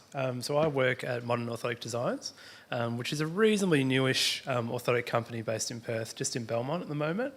Been around for 2.5 years, but I've been working within WA, for the last 10 years. So ultimately, not everyone has heard of orthotists. We're a fairly niche profession. There's I think about 40 of us in WA and maybe about 500-600 in Australia. But we look at any type of external bracing. So anything from foot orthoses in shoes, up to spinal bracing, acute and chronic. And we also look at different technologies like the Molli Suit, which I'll quickly discuss now. So the Molli Suit has been around for longer than a lot of people realise. It's been around for about 10 years, but it's become more accessible more recently because of NDIS. And also because of Autobock Australia, which has taken over the distribution of the suit and the training around it. The idea behind the suit is that it's a pair of lycra pants and jacket that sort of clip onto each other. It has 58 electrodes in it, and the idea is not necessarily to, send a charge through and contract a muscle, but it's to send a charge through that is below the sensory level, so your touch and your feeling, above that, but below the motor, like the contraction. So we kind of... There we go, guys. Oh, no. Oh, did I go too far? Oh, here we go. Thanks. Here's a nice picture of it. So, yeah, we're going above your touch and your feeling, and we're going below the level that it will require your brain to send a signal to the muscle to contract. The idea behind this is just to send that sub-threshold stimulation throughout the body so that we can target different areas and improve effects where we need to. So ultimately, if you've got some spasticity or tone through your hamstrings, we can look at targeting your quadriceps because the idea is that you can't contract these two muscles at the same time.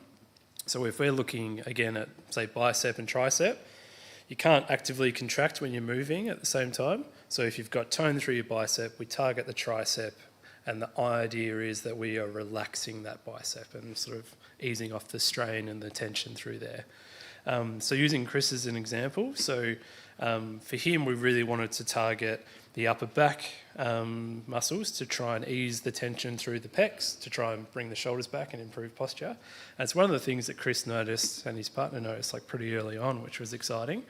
But also in terms of mobility, we want to bring the body's awareness back to the lower limbs as well. So we want to help reduce, calf tension and tone so that we can improve that foot lift through gait and that sort of thing. And I guess the idea is because we've got so many electrodes, we've got 58 in the suit, that the whole body is now being stimulated at varying levels.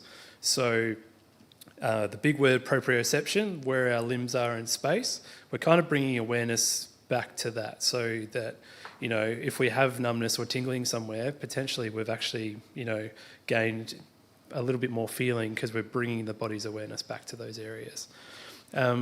So you can, again, we can see the suit here. What makes a good candidate? It's very hit and miss how it works. I've seen people that you'd think would be a really good candidate just based on their presentation that haven't had effects. It really seems to be individualised. But basically anyone can trial it if they want to. And we've seen benefits throughout, you know, different presentations, like people, if we're in a wheelchair or if we're able to ambulate, that sort of thing, like we're basically able to see some improvements. In saying that, I have conducted some trials recently where we haven't gone ahead with a longer term trial just because we haven't seen anything. And really I rely on client feedback as well, because we don't want to go down the path of trialling or asking for money from the NDIS if we don't think it's going to work. So some contraindications around the suit are mainly those obvious things like, you know, pacemakers and anything sort of electrical within the body. Epilepsy and things are considerations that you should talk to your GP about, cardiovascular disease. But if we can get some clearance, we're able to go ahead with the trial. The total process for a trial is it's kind of a 2-hour appointment. I do an hour of assessment and then we do an hour in the suit. So you wear it for an hour every second day, because the idea behind it is the benefits will last between 24 to 48 hours. So you're sort of coming down from any benefits that you might be feeling, and then you pop the suit back on, and then you get it for the next couple of days as well. And because you're not actually being active in it, you can just sit down, have a cup of tea, read a book, that sort of thing. You can wear it before therapy, after therapy, before sleep, after sleep, in the morning. That's why we kind of go for a longer term trial, so we can sort of identify a few of these things. But yeah, for Chris, it actually worked really well. Like lots of improvements in strength and mobility, which was really exciting. And the application is in with the NDIS at the moment for a definitive suit. So we've had 2 of these funded so far through Modern Orthotics, and I think there's another 2 through WA that I'm aware of through different facilities. So it's good that it's getting the awareness that it needs to. I think that's about it for me now. We might jump on, and I can answer any questions a bit later on if anyone needs. Cool.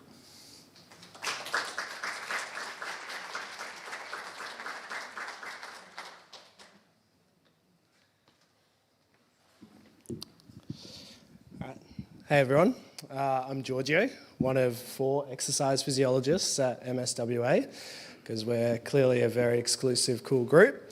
And I'm here to talk to you about probably the only thing cooler than a Molli Suit, which is actually the clients that come in and do some rehab with us, focusing specifically on Chris.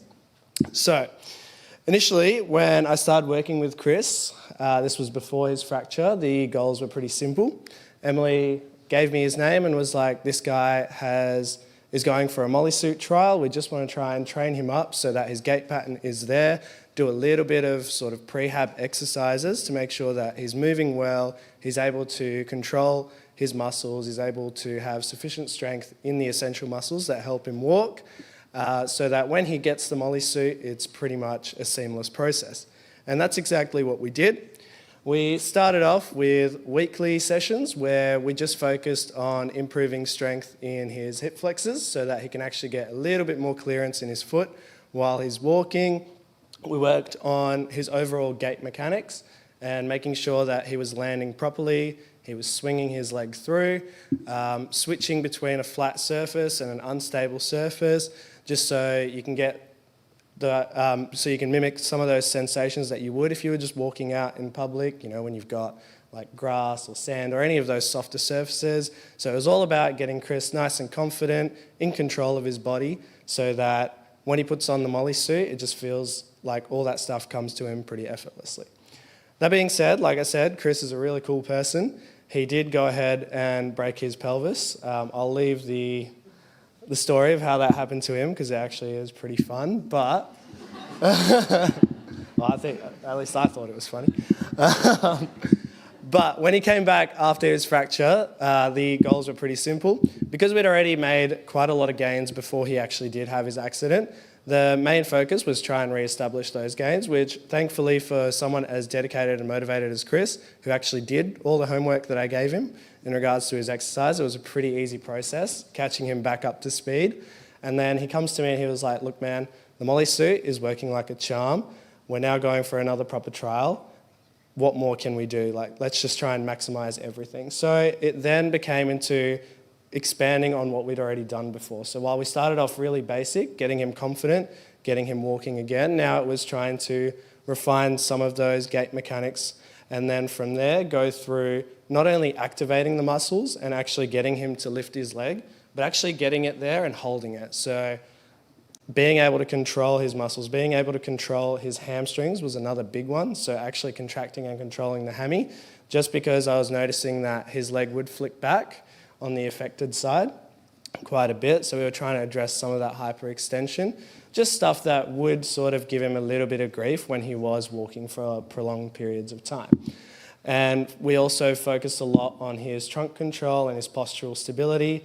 And I would say actually probably the coolest thing that we've done recently has been expanding on his weight shifting ability to now, rather than just working on flat surfaces and uneven surfaces, we've been doing a lot of work on him going up and down stairs independently, which he's done really, really well.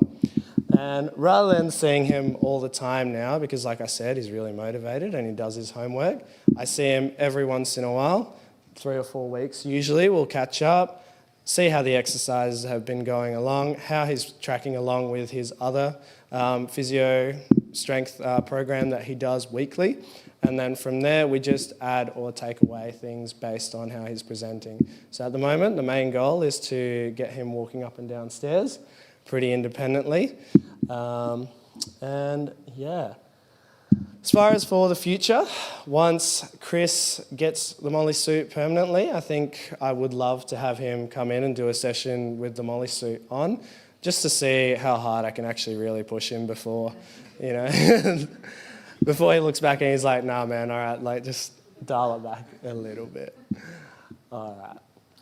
But without further ado, you guys finally get to talk to the man that we've been talking about for the last 10 minutes. And that's Chris.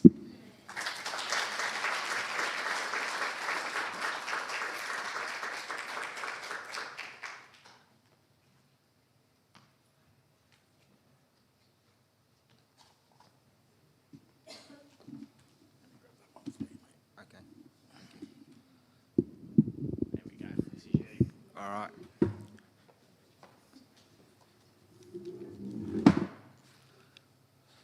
All right, so I've got a little bit of setup work to do. So what I'd like to get you to do is everyone here, close your eyes, and everyone on the live stream at home, close your eyes as well. Now I'm going to invite you to jump on the back of my bike. You should be pretty privileged about this. There's only about a handful of people that have ridden this bike before.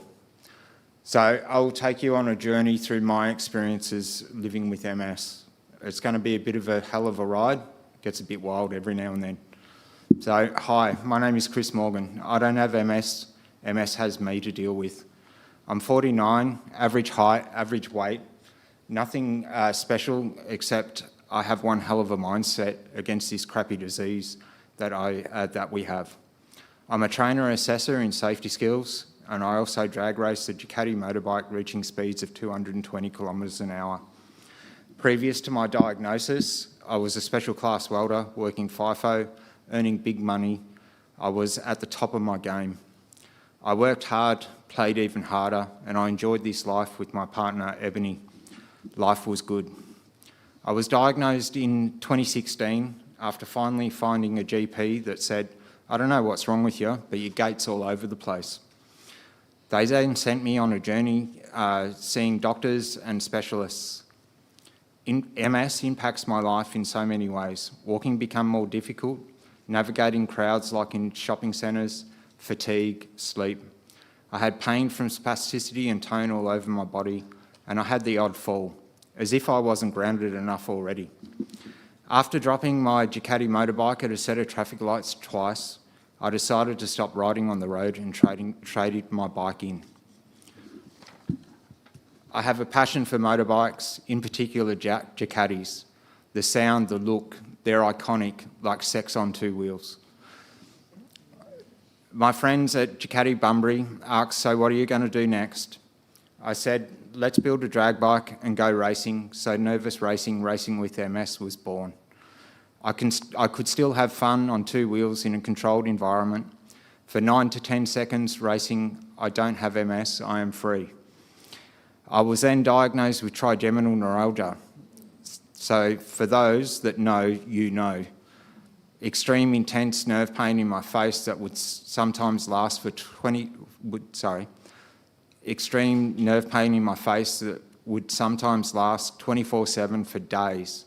The worst pain you could ever imagine. My neuro suggested that I should get in touch with an organisation called MSWA. MSWA has helped me with such supports as physio, OT and exercise physiology. They also have helped me navigate the NDIS, and it's always comforting to know that there's an MSWA nurse at the end of the phone if I have any questions. Through MSWA I met Emily. Emily works in employment and helped me get some cooling devices that I can use during summer to keep my core temperature low. Emily asked, what else do you want? I said, I don't like walking with this stick anymore. So we looked into different walking aids. We tried this cuff device that fits around your calf muscle and gave you small little electric shocks every time you took a step. Emily said that she had something else up her sleeve, this thing called a Molli Suit. So we went and got in touch with Cam and went for a 1-hour trial. As soon as I put the suit on, I could feel it working. It was unreal. My posture changed. I could feel my shoulders relax. My calf muscles, normally rock hard, became soft and wobbly. The tone and spasticity was almost gone. When I got back home after wearing the suit for 1 hour, I walked from my car to my apartment without using my stick. I was so happy. With the help of MSWA, we did a TV feature on the news and told everyone about the Molli Suit. That weekend was the Western Nationals, a big drag racing event here in Perth. Before I went out on the track for the first round of eliminations, everything seemed normal. I took off from the lights. I probably got off the clutch a little bit too quick and the front end of the bike come up sky high. The bike flipped over with me on it and we parted ways. The bike slid down the track and I went through the tumble dryer. When I stopped, there was nothing really screaming out in pain at me. I was a little bit sore. I eventually ended up in hospital and it turns out I'd fractured my pelvis in 2 spots and I was bruised from head to toe.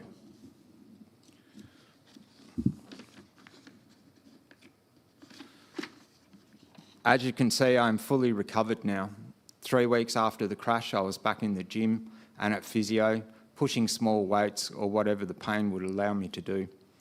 With MS, you lose condition very quickly. It's one of those diseases that you get out of it what you put into it. 5 weeks later, I could start walking around short distances with minimal pain. 9 weeks later, I was pretty much back to normal and working on getting my condition back. Not long after this event, I was approved by the NDIS for an 8-week at-home trial of the Molli Suit. I wore the suit for 1 hour every second day, and things got even better. Walking speed improved, balance is better. I was walking around without my stick more and more. Confidence was building. I was back cooking in the kitchen, no longer worried about walking around in crowded shopping centres or going out. Falls were reduced to pretty much none, and it was almost like I didn't have MS. This is not a cure, but it's pretty close. I had an amazing experience wearing the suit. I'm hoping to be approved to have a super suit of my own soon. I wish to continue pushing the boundaries of what is possible for people living with this disease and living the fullest life that I can. I have a few philosophies in life that I live by. 1, bite off more than you can chew and then chew like hell.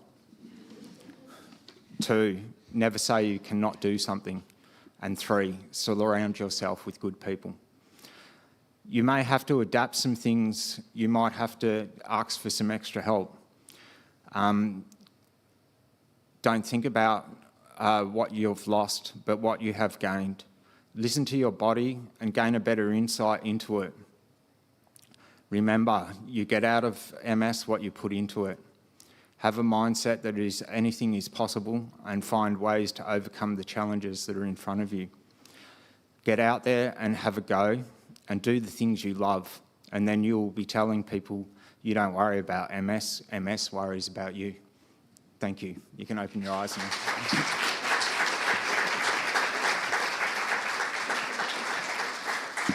Guys, if you'd like to join Chris up on stage for any questions. And on that note, are there any questions? I hope so. Now I've dragged everyone up on stage. Oh, Yeah. back. Hiya, that was great. I have a question for Chris, and I'm just wondering what the Molli Suit is like to wear. And you mentioned as well that you use cooling vests, and I'm wondering how that goes with your heat sensitivity as well.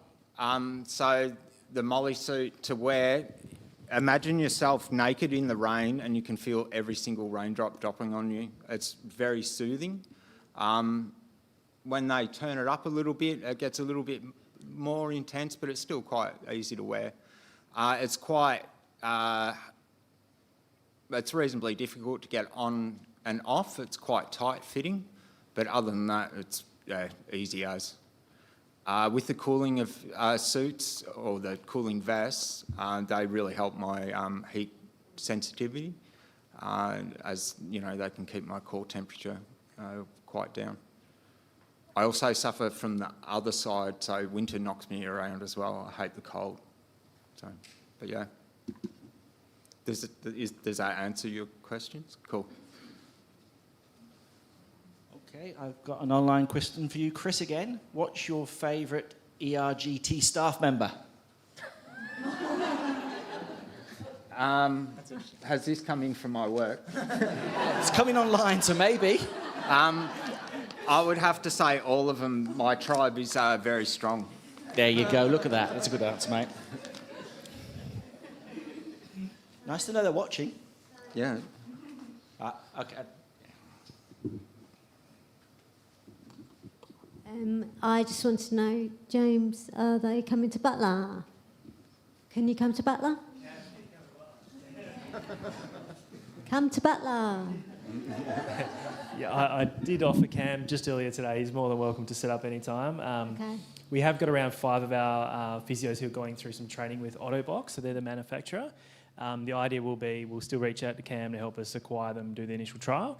We will have the ability to adjust the suit on the fly. So what's really exciting is we'll get you in the gym doing some exercise, and then the guys can tap into the software that can tweak the suit to find the right kind of settings for you guys. So, and thanks to Cam for helping us set that up. So yeah, much more to come in that space. Brilliant. See you there. Sorry, Cam. It's I can't speak highly enough of this suit. It's unreal. I really hope it works for you if you get a chance to use it. It's life-changing. Just wanted to ask whether is there any evidence that there's lasting change, like if you use your neurons more partly because of the suit. So if you don't use the suit for a couple of days or for a week, can you still feel that your body has changed in response to wearing that suit for quite a long time? So the first time I was wearing it, because I had 2 one-hour wears, once with the original trial and then once when we did the TV stuff. I noticed for about a week I was really good, and then it was a sliding scale for another week. After wearing it for 8 weeks, I noticed I lost the benefits really quickly. It happened really fast. So I don't know whether that's because it was keeping everything at bay for so long and then it come back more aggressive. Yeah. Because I've got the experience that if I go in an ice bath, not now anymore, probably a year ago, I couldn't really go upstairs very easily. I had to hold on. After an ice bath for about half an hour, I just walk upstairs as if there's no problem whatsoever. But that effect lasted for about half an hour, and then my body heated up again after walking, of course, and then the effect was gone. But it still felt fantastic to me to just for half an hour go out there and walk and feel as if everything's fine. Yeah. Okay, let's take a last question from over the back there. I just have another question about the Molli Suit. So you were mentioning that you wear it for about an hour at a time. Is that kind of like the best we can do? Is that what was coming out of clinical trials, that an hour was optimal? And sorry, just so I don't have to give the mic back. Cam didn't know that I did this, but one day I put it on for an hour, and then I put it on for another hour. So I was my own guinea pig, but I can answer your question. It makes you a bit more fatigued. So there must be a certain level where it overstimulates you, and then you become, the benefit is not as good. So I think there is, because it's been around for so long, and it was the company was based in Germany initially, I think there is a lot of research available online about longer term effects and, outcome measures and things like that as well. But generally it is more of a fatigue-based thing. They talk about the suit for pain management. We don't talk about it too much because within Australia it's not registered as a pain management device under TGA.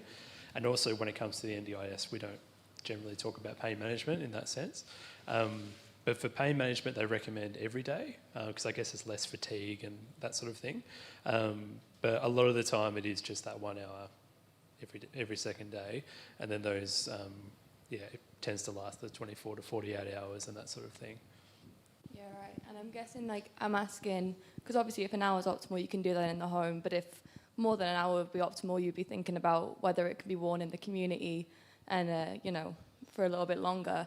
And you just showed us a full body suit, and I was wondering whether if someone only had spasticity in the lower limb, would there be a suit that was just lower limb, or is it just a full body suit?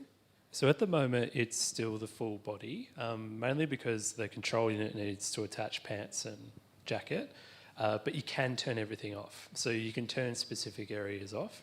So within the jacket, if there's no upper limb, no areas affected, you can just turn everything off and just have the pants going.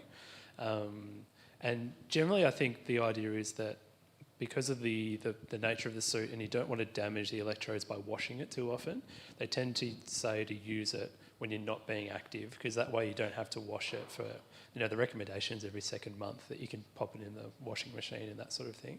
So you wear it before therapy or after therapy. Or, I'd be open to the experiment of wearing it during therapy to see what happens, because it's pretty cool. But there is a new suit coming out. It's out in Germany at the moment, still undergoing TGA approval in Australia. But as far as I can tell, the only difference is that you don't have the dangly control unit, you just have a Bluetooth connector. So that's the only change I know of so far. Okay, thank you, everybody. I think we better call it a day there and get to some lunch. Thank you, everyone. Thank you.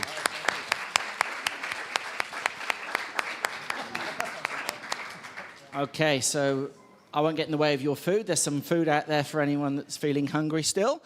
And obviously the expos will be up and running. The exercise phys guys will be there. I think Chris is hanging around. So if there's any more questions for that team, please go and find them over lunch. We will be back at 12:45. Thank you.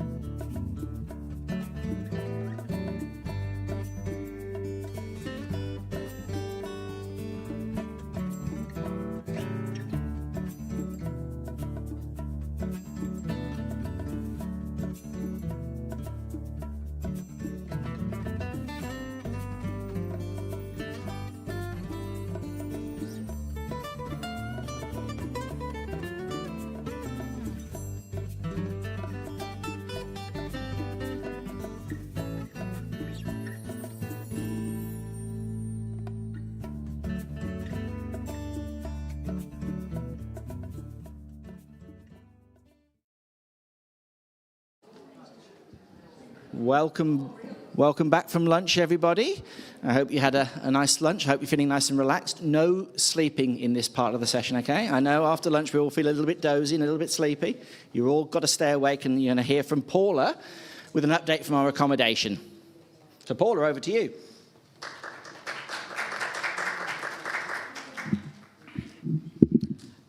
Hi everyone, yes, my name is Paula. I'm the manager at the Accommodation and Respite site in Treendale. As probably most people know, we have some metro sites as well as a couple of regional sites. So we're just talking this year about some of the things that we've done or things we've got planned for our different accommodation and respite sites. Okay. So earlier this year we had a successful coordinated open day for all the residential sites. This includes our 2 respite sites. We were assisted by the marketing team, and we sent out invitations to internally to staff, but also to neuro health professionals and GPs that might be interested in coming and having a look. And we trialled it, doing it in the mid-afternoon to see if we could capture more people attending. So it's not quite so busy in a lot of places in the afternoon, or it's easier to factor in things in the afternoon.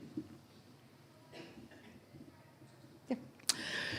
I'm never trustworthy of technology, so I'm going to check each time that's the slide I'm expecting. So I'll try that again. I'm pretty loud anyway. So site staff and residents showed the guests around and answered some questions. Everyone who attended received a goodie bag with little gifts. It's really cool. There was some jelly beans and pack of cards all with MSWA logos on them, as well as the accommodation booklet that we've now got. The open days also provided an outlook for the people to come and see what services we can actually provide. So it's nice not only do some of our staff who work at Treendale and the other places around, but MSWA don't always know all the services that are available within the residential sites, both accommodation and respite, and what the places look like. We've also, all the sites are planning their own individual open days going forward, and there's also another coordinated one that the invites will be going out to clients and families later this year. However, you're always welcome to come and organise a visit to see any of our sites, and someone will show you around. Please plan it though.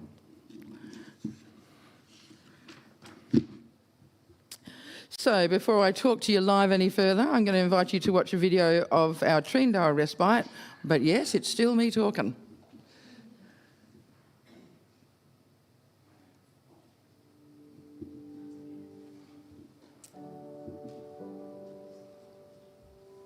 Hi, I'm Paula. I'm the manager at MSWA in Treendale. We're currently sitting in the Respite building. Respite is for people looking for a short stay break. Their carers might need a break, or they might have something they need to do in the area, so they come down and stay with us. From anything from overnight to 2 or 3 weeks generally. There are 24/7 care support workers. We also have nurses here during the day, but someone is always on call 24/7. So anyone with a neurological condition can access respite here. It's a 6-room respite facility, and each pair of rooms has a shared bathroom. People can come out to the main dining area and have each of their meals out here, or they can choose to have them in their rooms. Staff and clients can spend some time together doing some range of activities, like there's games, puzzles, quizzes and reading. Treendale's really well located just as a gateway to the southwest. Just around us we've got a beautiful park. It's actually been designed with great pathways that are wheelchair accessible. Clients can go out and about in the local area, or if they'd like to catch a taxi, they're more than welcome to go and do some visiting around.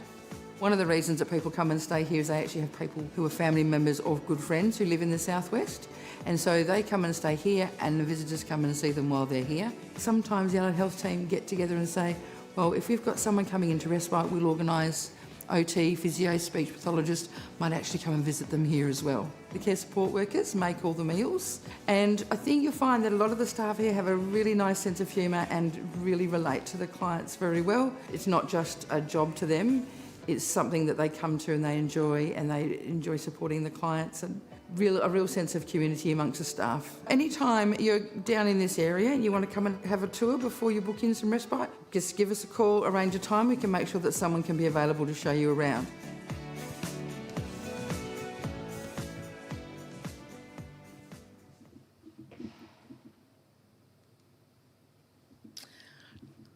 More me live. So, respite is a great service that MSWA provides, allowing carers to take a break if they need one. This reduces the risk of carer burnout and gives them a chance to recharge their batteries. Whilst funding is provided by the NDIS and some other service for primary carer relief, like you heard in the video, people choose respite for a variety of reasons, and that also gives their primary carer a break from 24/7 support. So as an example, we have people who've got family or friends in the southwest, and the person who, for example, with the neurological condition will come and stay with us, but the primary carer might go and stay with the family. So we look after them overnight, but they spend the day out with their family, go out and go to the pub across the road. Apparently the best country pub in WA. Not that I've ever been there. I don't know if anyone knows about the promo we had earlier this year, but we've got it carrying on. So we're having a buy one, get one free promo. This will be 1 day, 2 days, 5 days, whichever you book, you'll get the equivalent for free. That's going until the 31st of December, and that will also include assistance with transport if you choose Treendale, if you request some assistance with transport. The dates are obviously subject to availability, and we do need 4 weeks' notice so we can coordinate your stay, liaising with different allied health professionals and ensuring that all the assessments and documentation, as well as all the funding, is processed, complete and ready to go for your stay. Okay. That person, I don't know if she's still here now. It's a wonderful endorsement from someone who stayed at both of our respite sites, both at Margaret Doody and at Treendale in the last 8 months. She took advantage of the last promo we had. I'll let you read it for a sec. So I encourage anyone who's interested to have a chat to your CLC to discuss your respite options. Book in through them and join us for a change of scenery, meet new people, join in some activities, rest and recharge your batteries, and I look forward to seeing anyone who'd like to come and see us. Thank you.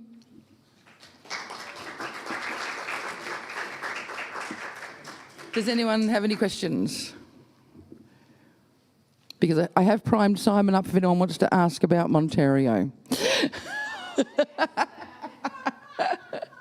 Sorry, yes, I'll just wait for your microphone. Yeah.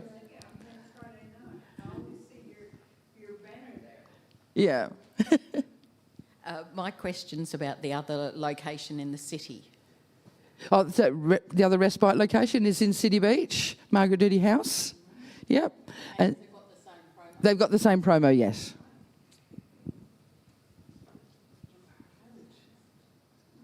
Got any others online?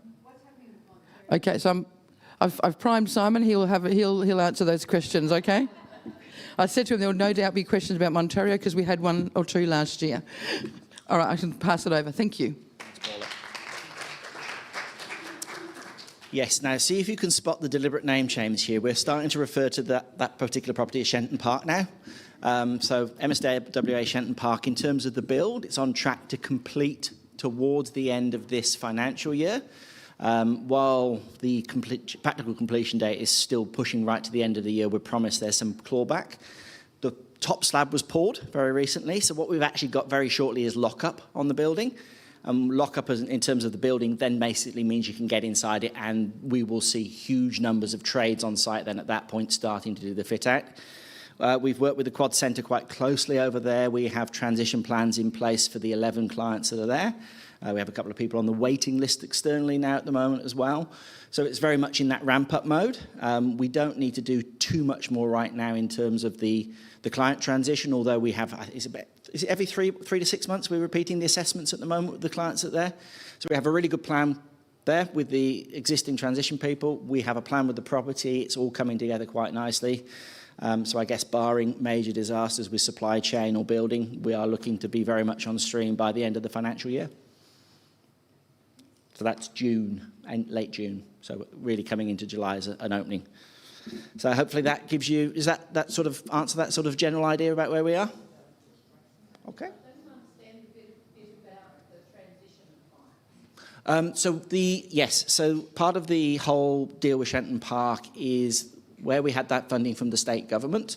The contract, or the deal, if you like, is the transition of the remaining people that live at the Quad Centre, because they're closing the Quad Centre there. So there's 11 clients at the Quad Centre right now, all of which have elected to choose Shenton Park as their permanent place of residence post the closing. So that's the transition of those guys. So making sure we support them to come across and move their care needs over. Okay, I think keeping us on time, I will introduce Emily Ace, who's going to come and talk to us about the Neuro Collective.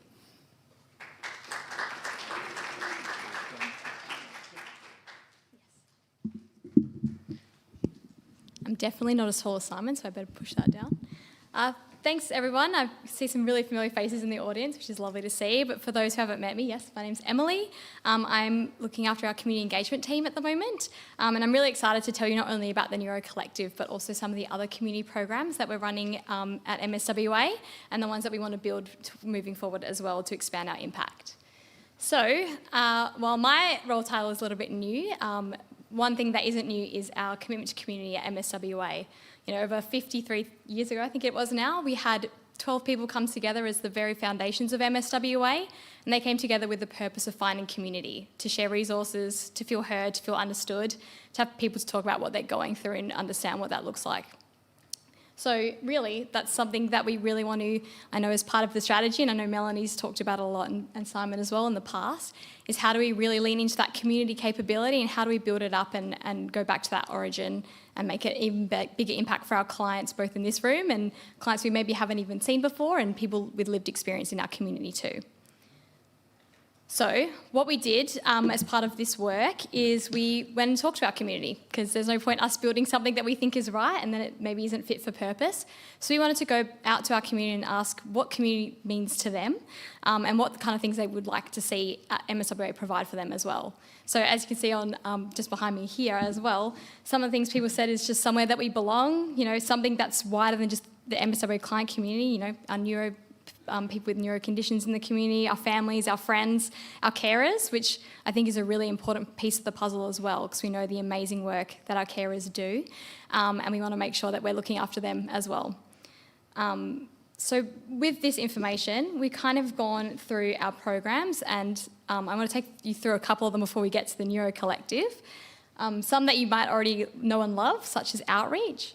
So for those in the room, I think there's a couple that do come to Outreach already, which is fabulous. But if you haven't heard of Outreach before, it is a program we run over 6 centres currently. So Albany, Beachborough, Bunbury, Butler, Rockingham and Wilson. I'm hoping Terry might be online watching this, so shout out to Terry and Vass if she is. We're also looking at what we could potentially do down in the Vass region as well to look after some of the clients there that have said they really want to see a kind of social connection there. So Outreach is really something where just that, it's a connection point. It's a place for people to come together, to make new friends, to have shared experiences, to work on fun activities and things that really mean something to them. And really, I couldn't tell you just one thing that Outreach is because it's really different depending on the different groups that come to our different centres. We really try to code down our programs around what those clients want to see. I know in Beachborough, the team up there are really just very social, love to play games, whereas in Wilson, you'll never see them not doing art on any given day there. So it really just depends what the group, and we're really led by what their wants and needs are. So that's happening now, and if you're ever interested in Outreach, we're always welcoming new people and new faces. We think, and as Melissa, who runs those programs, would tell you, she loves people to try before they buy. So if it's something you want to test out, we do 2 free sessions that we can organise to your schedule. And yes, you can see if it's a good fit for you. So we know that works really well, and it has been working well for decades, our Outreach program. But we know it does serve a certain demographic of people who are available during the work week, during 9 to 5 hours. And we wanted to expand that impact to other groups as well that we know are probably working or doing other things as well. So more on that in a second. One of the other things, and the lovely Diana sitting in the front row, has done a really amazing job of our peer support program over the last few years. But that's something that we're now taking ownership over in our community engagement team. And we're really looking forward to working with Diana and the team that are peer support volunteers to really refresh that program and expand it out. Essentially what that will be is a first touch place for people who are newly diagnosed, who are maybe feeling a bit overwhelmed by that diagnosis. Sometimes it's really nice to hear from your neurologist about what's going on from a more clinical perspective. But sometimes you kind of want to hear just from someone like you who's been through this before, and just to let you know it's probably going to be okay. So that's kind of what we're looking at in that program. So I'm really excited that we're looking into that at the moment, and we should have some more information about that coming out soon. And earlier today, Sigila mentioned about Carers Week is coming up as well in October, and so we're working with the counselling team as well to, again, we know carers are so important. We really want to make sure we're supporting them as well. So we're looking at some workshops there. So if you've heard it here first, you should see some comms coming about that in the next week or so. We're looking at some half-day retreats to give some time back to our carers, let them do something mindful, take the day out to themselves, and do something that's really fills up their cup, because we know it's a really difficult job sometimes. And that's not just carers who look after people day to day within their family. It could even be people who are looking after someone going through that newly diagnosed journey, because that's a really hard thing for a partner or a family as well. So we want to make sure we're looking after all those people. So I mentioned earlier that we wanted to look at expanding our impact in outreach to a different demographic. And one of the things that we've really been focusing on this year is our after hours program. So we kind of sneakily piloted that for a little bit, and it's starting to get a lot more traction now. And we've got almost 50 people on our list at the moment, which is really fantastic. So it really shows that there was a big gap for that group of people. So, as Lee mentioned earlier today, the most common age of diagnosis is around 32 years old.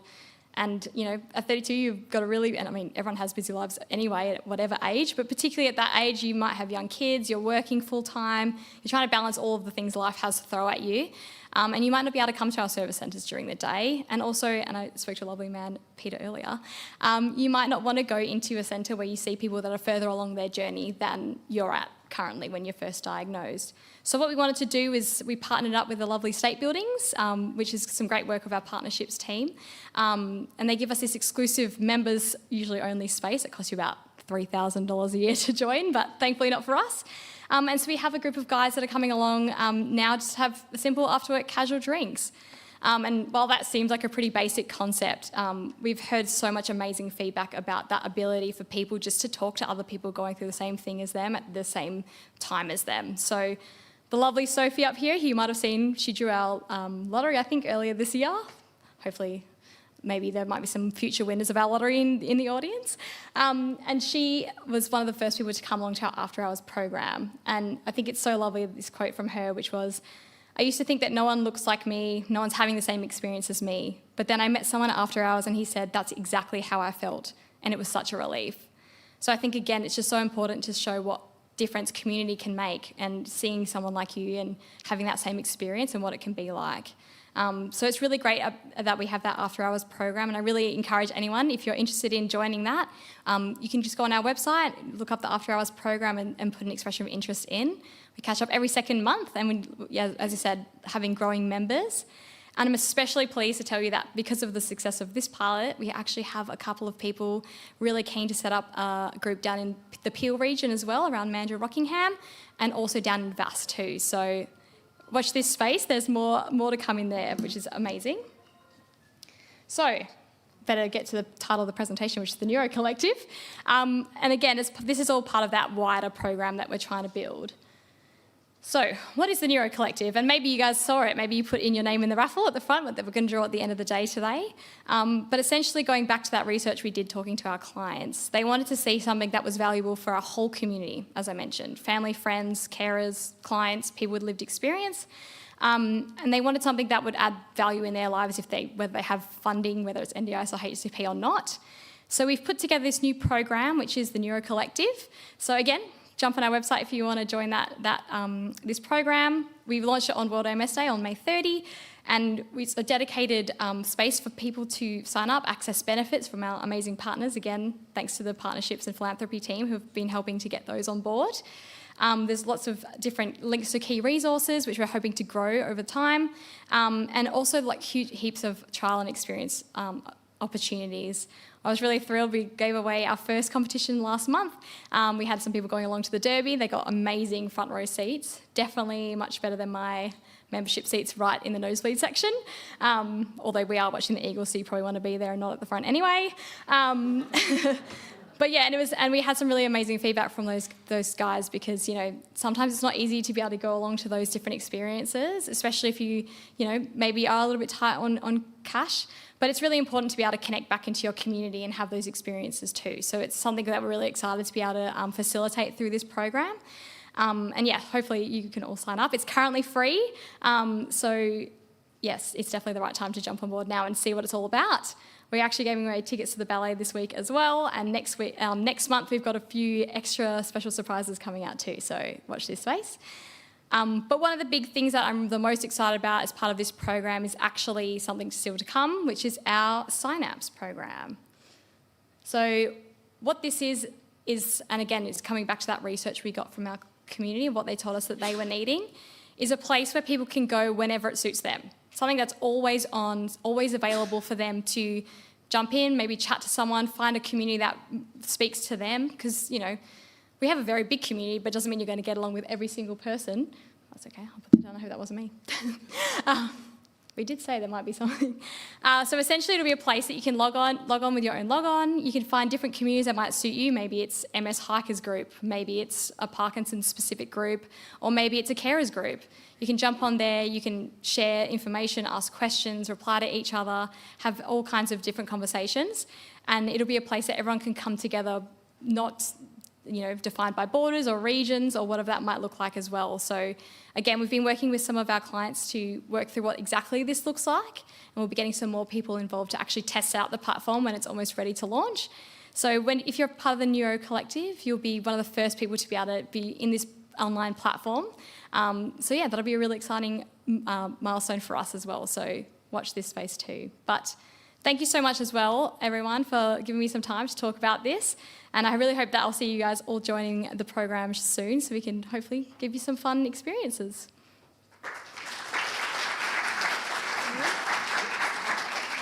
Oh, questions? Any questions? We don't have a question for Emily, but we do have one for you, Paula. Are pets able to go along to respite as well? That's very Unfortunately, at this moment, we can't because of other people being in that same small area. So there's people with allergies or fears and those sorts of things that happen. So we can't have pets staying. The area isn't big enough to accommodate that at the moment. But it is something that can be discussed going forward. But if you do like pets, in our reach, we have quite a few animal visitors coming up in the next few months. Just as a quick plug, we have some expert sniffer dogs down in Bunbury, I think, and we also have some collies in Albany coming up as well at the end of the month. So if anyone's interested online, we do lots of fun activities like that to make it as engaging as possible. So, yeah. Anyone else? I guess that means I answered all the questions. So thank you, everyone.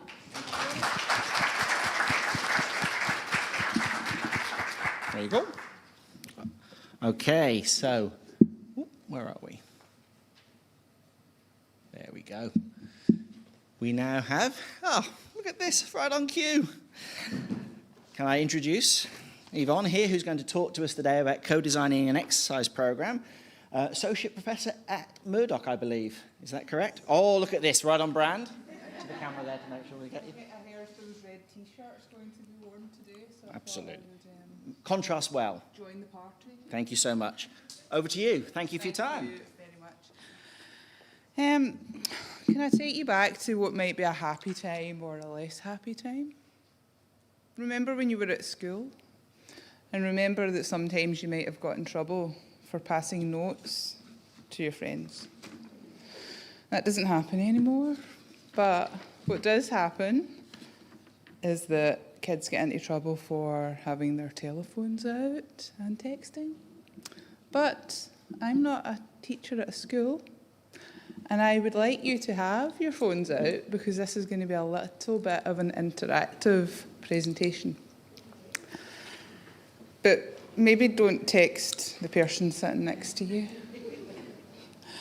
So yeah, my name's Yvonne Learmonth. I am a physiotherapist and have been working over here in Western Australia for 8 years at Murdoch University, which is just across the river.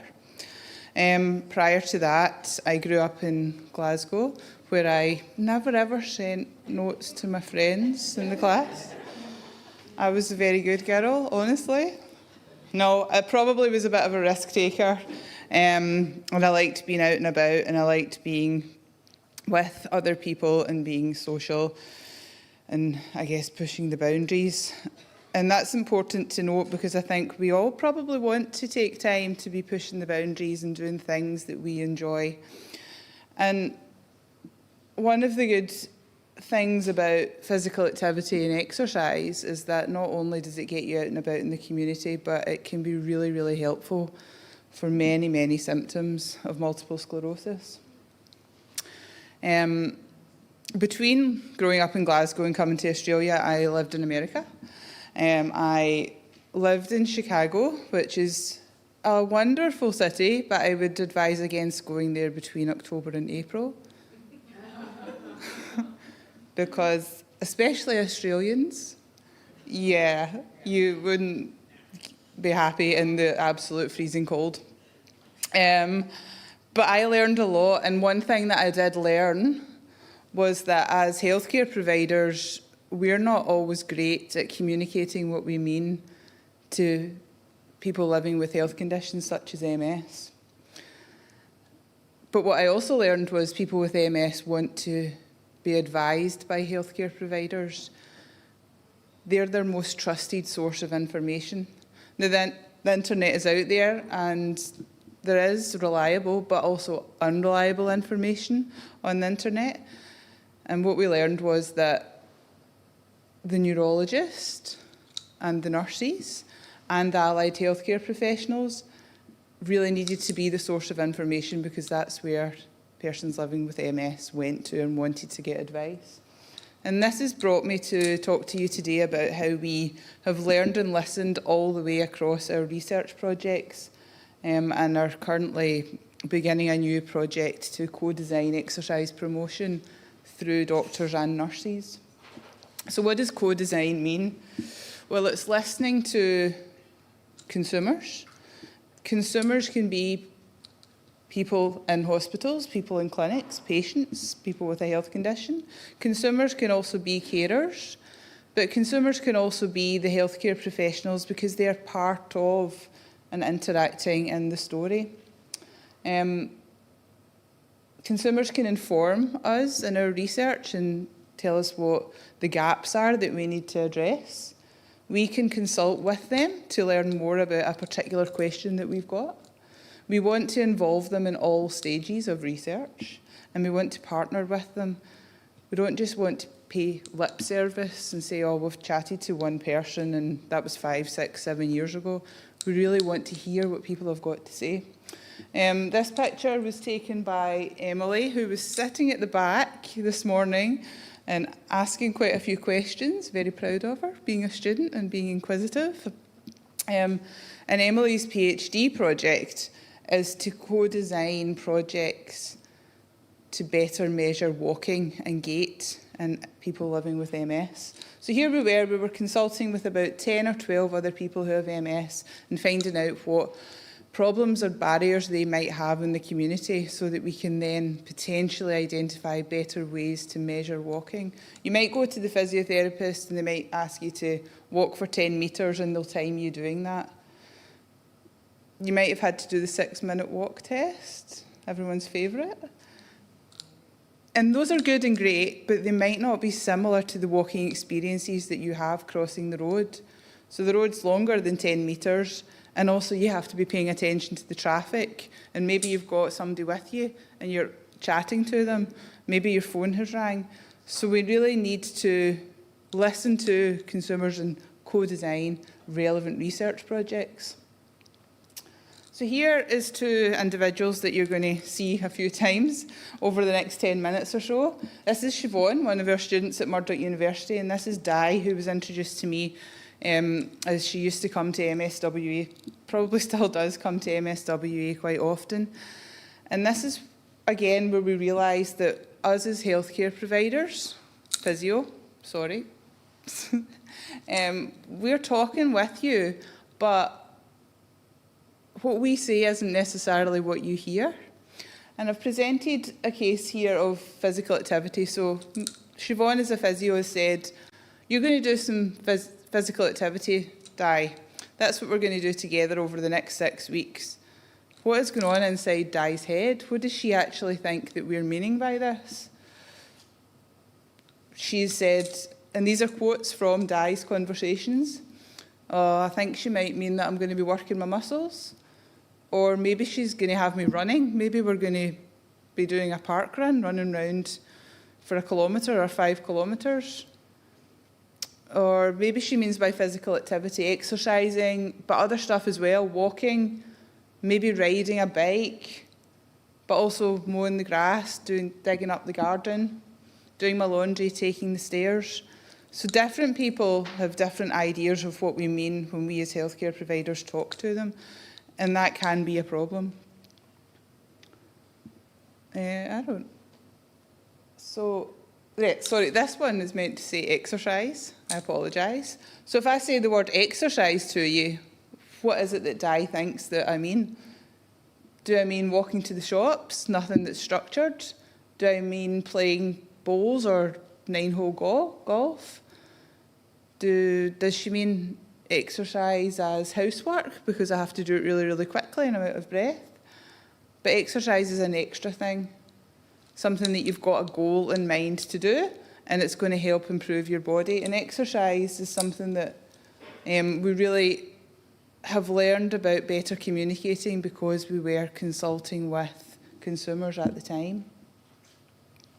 And this has been published a number of years ago when I worked in Chicago, and this is the team of researchers that were all interested in answering the question about better communication between healthcare providers and people living with MS. And we really did learn that we need to speak more clearly about the terminology and have open communication so that if somebody thinks something different from what we're actually asking them to do, we're able to potentially correct what we're saying so that everybody is on the same page. So if you have been paying attention, there are differences between physical activity and exercise. So physical activity is really any bodily movement. And the textbook definition would be any bodily movement producing contraction of the skeletal muscles that increases energy expenditure above resting levels, so not sitting down watching the television. Exercise can be sport, it can be occupational work, it can be active transportation, it could be household chores, and all of that is great and wonderful and has so many benefits.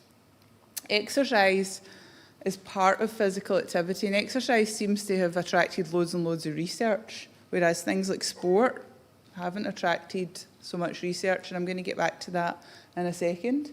So exercise is a subtype of physical activity. What we mean by this, it's something that's planned, you do it intentionally. It's repetitive, so you do it over and over. You might do it on a Monday, you might do it on a Thursday, you might do it on a Saturday. You perform it over an extended period of time. Often you know how long you're going to be doing the task. And it's often prescribed by people like me, by clinicians or exercise specialists, with the specific goal of improving your health or managing symptoms. So there's Di. She's saying physical activity can be exercise, but physical activity is all of those other things as well. But housework isn't exercise. Exercise is that extra thing when you actually have the goal in mind of improving something. And then when it comes to bowls and golf, I put bowls there because I feel as if that's an Australian favourite sport. My dad also does it in Scotland, but I feel as if it's not as popular quite back home as it is here. So bowls and things like golf, that's actually sport because there are rules involved. So it's exercising with rules. So all of those things are good. If you love to take part and do them, please continue. Over the years, we've actually come up with an exercise prescription. And this is important for everybody to sort of consider whether or not you're meeting these prescribed levels of exercise to gain many, many benefits. So it would be to do 2 sessions of 30 minutes of aerobic exercise a week, and then 2 sessions of moderate intensity strength exercise. Now, you could do that at home following guidance, or you could do it when you come to MSWA with your team here. And if you were somebody who was already exercising, the recommendations are that you do aerobic exercise 5 times a week for up to 40 minutes and actually work quite hard, quite vigorous intensity exercise. So this would mean that it's maybe a little bit difficult for you to talk. And then also the strength exercise as well. So if you're looking at these and thinking, I don't do that already, just start doing something. Start with a little bit and then slowly perhaps build up to those entry-level exercises as well. And this doesn't mean doing repeated 6-minute walking. If you tend to spend more time in a chair or sitting down, you can still get aerobic exercise, perhaps through boxing or doing arm cycle ergometry exercises. There's lots and lots of other ways to get your heart beating faster. So these are the benefits that we already know from probably about 30 years of research on the benefits of exercise in MS. It improves people's aerobic capacity, improves their muscle strength, improves their ability to walk short distances and long distances. It improves their balance and helps them better manage their fatigue. It really also can help with mental health, reducing depression and anxiety as well. Overall, it can get you engaged in the community, doing more things and feeling a sense of control that you can look after aspects of your life. And it can overall improve your quality of life. There's evidence as well that it might reduce relapse rate and reduce risks of other comorbidities happening. So I'm from the stance of physical activity and exercise is good because of all these many, many benefits. And we've actually looked into how safe it is, because I think if you had been diagnosed with MS maybe just 15 years ago or so, when that diagnosis came, you possibly would have been asked to limit your activity and what you're doing. And that was really potentially coming from a fear of not knowing what would happen if people were more active, but we now know that exercise is as safe for people with MS as it is for individuals in the general public. So sure, there's a risk of injury, like there would be if you didn't have MS, but it is equally as safe for everyone. And all those great benefits that I've already suggested to you mean that I would encourage you to be doing it.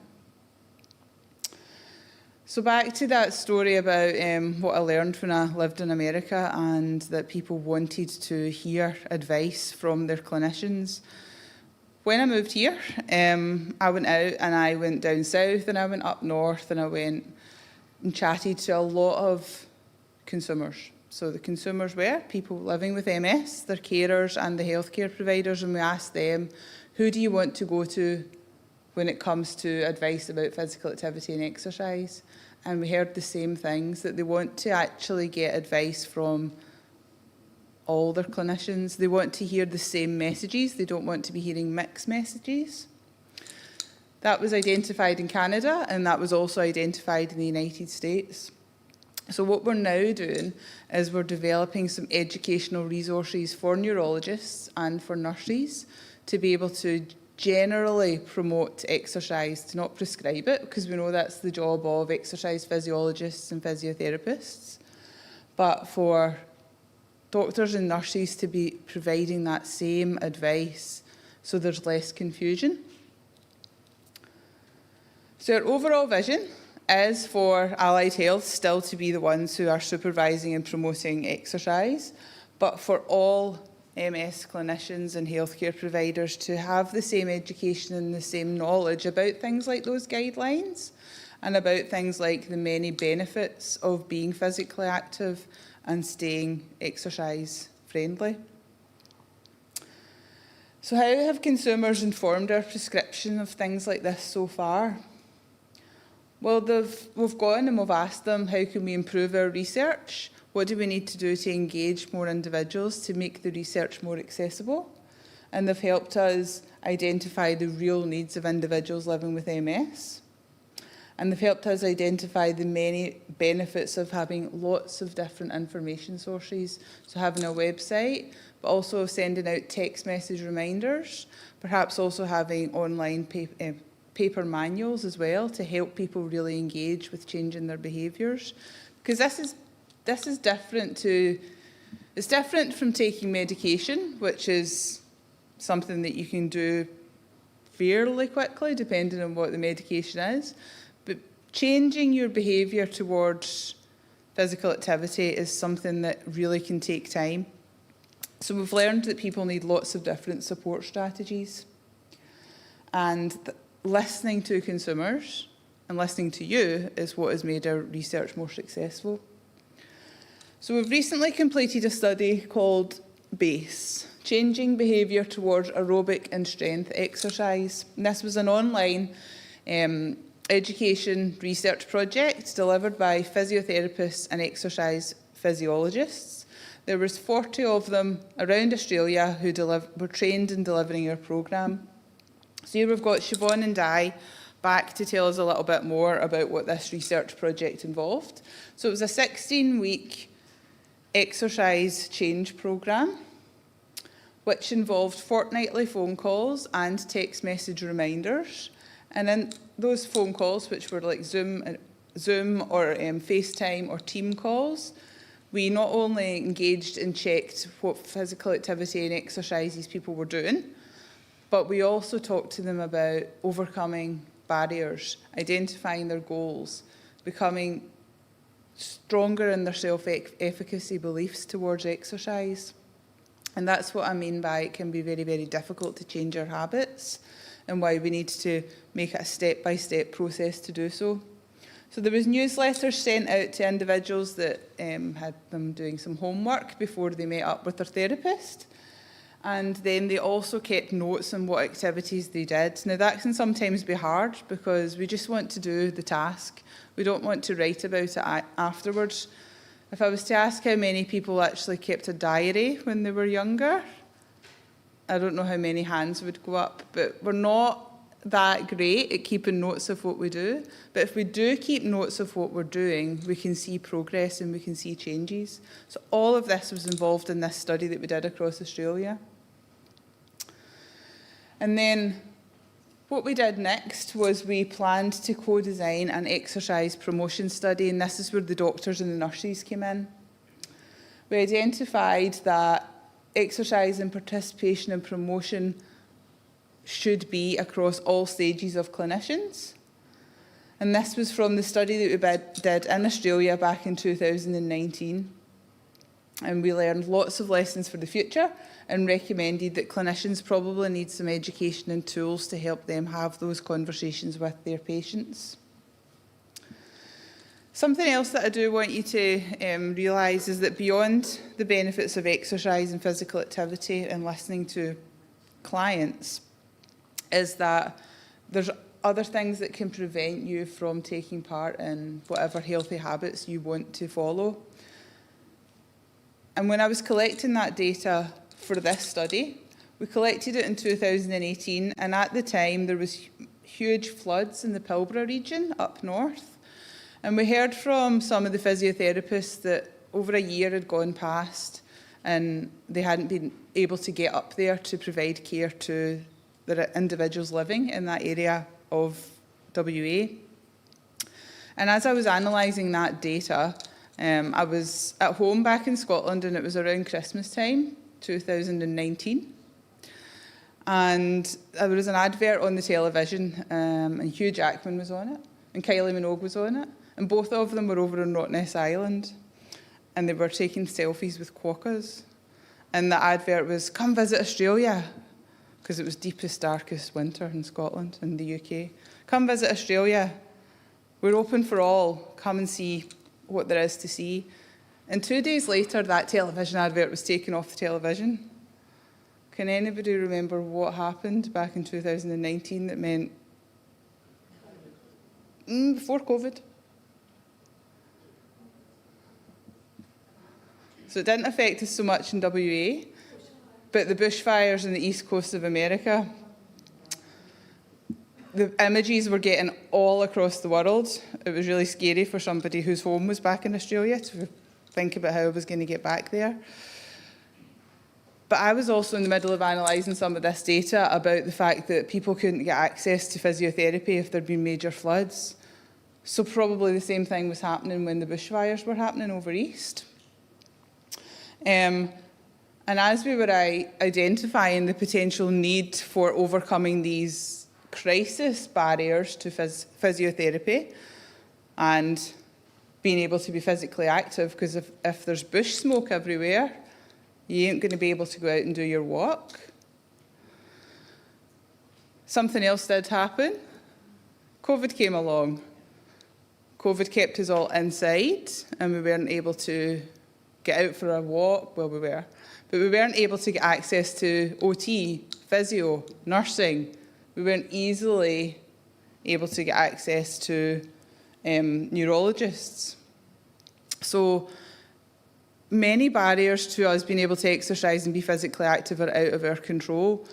So we actually have done a study on the impact of crisis in Australia, of the bushfires and of the pandemic, and then 18 months ago, again, there was really bad floods on the other side of the country.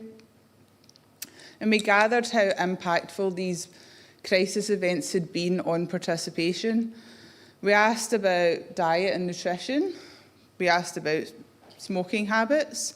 We asked about access to healthcare. We asked about being physically active and doing exercise. We asked about alcohol use, for example. And I did not ask people to answer the way they did, but physical activity was the one thing that reduced. Alcohol use went up as well. Smoking didn't really change. There actually aren't that many people with MS who are still smoking. And healthy diet behaviours reduced as well. So these things that we as clinicians tell you are good and you should be doing, it's not as easy if you can't get to the shops. Your shops runs out of healthy food choices. You can't get to your services because they've shut down the clinic. And with that, this brings us to why I wanted you to have your mobile phone out, was because we have worked together with MS Australia and actually developed a crisis toolkit. We partnered with the Red Cross Australia, who have a Ready plan, And this ready plan helps people think ahead of potential crisis. So not 2 days before the event, but thinking maybe 6 weeks before summer starts.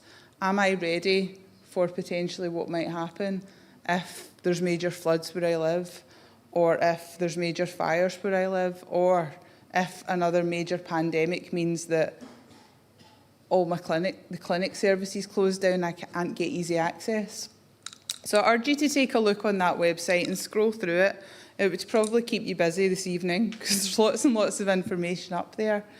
But it was just to say that whilst my professional background is physiotherapy, and a lot of that encompasses the promotion of physical activity and exercise, and it's majorly beneficial in MS, many things are outside of our control, and identifying what you can do to help yourself keep control short term, but also in the longer term if life changes. It's good to consider when you are feeling safe and can do so. So, I don't know if anyone in the room might be interested in going back to uni and doing a PhD, but if you know of anyone, we do actually have a PhD scholarship opportunity available at the moment. But what I would like you all to consider is coming along and talking with us and taking part in our exercise promotion study. This is what I was telling you about, how we can better have communication between doctors and nurses to individuals with MS. How do we better design potential training so that it's not overpowering and takes away from that conversation you're wanting to have with the neurologist? But if you did have questions about what should I be doing to be physically active, they would know who to refer you to, and they would know what correct and accurate information to give them. So I'm going to leave it there, but super keen to involve you all in potential research that's happening at the university and across the country, and thanks again for inviting me to talk.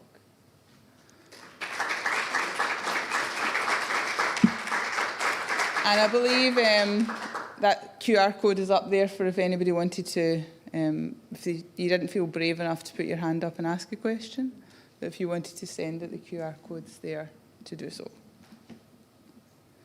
Does anyone have any questions about this? You just put the other QR code up. Yes.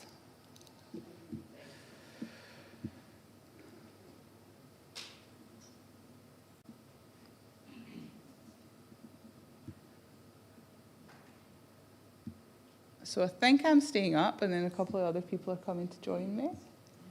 Yeah, we'll set up the stage.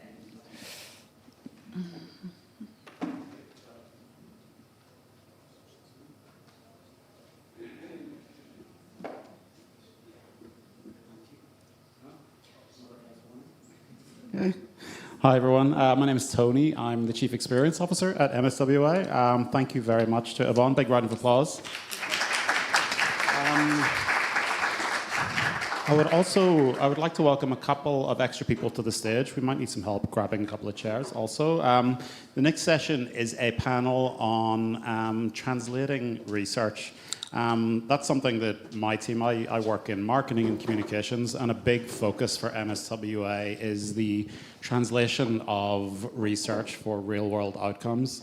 I think Yvonne mentioned at the start, sometimes organizations aren't so great at communicating the work of research, and we are lucky to have some researchers like Yvonne who are good communicators, but I think it's fair to say that not all academics are the best communicators sometimes of their work, and I think organizations sometimes that fund it like us, we've put more than $50 million into medical research over 10 years, and often it would have been a struggle in the past to communicate the why of that and what it is we actually do. So we're trying to do better. So that's why we're having a research panel today. So I'd like to welcome Ellen May Eaton, who is a member of our client committee. She can speak a little bit about the client perspective on medical research.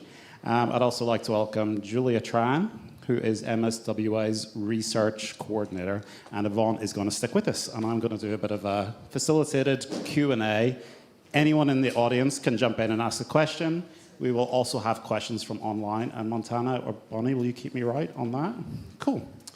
All right, big round of applause, everyone, for our contributors.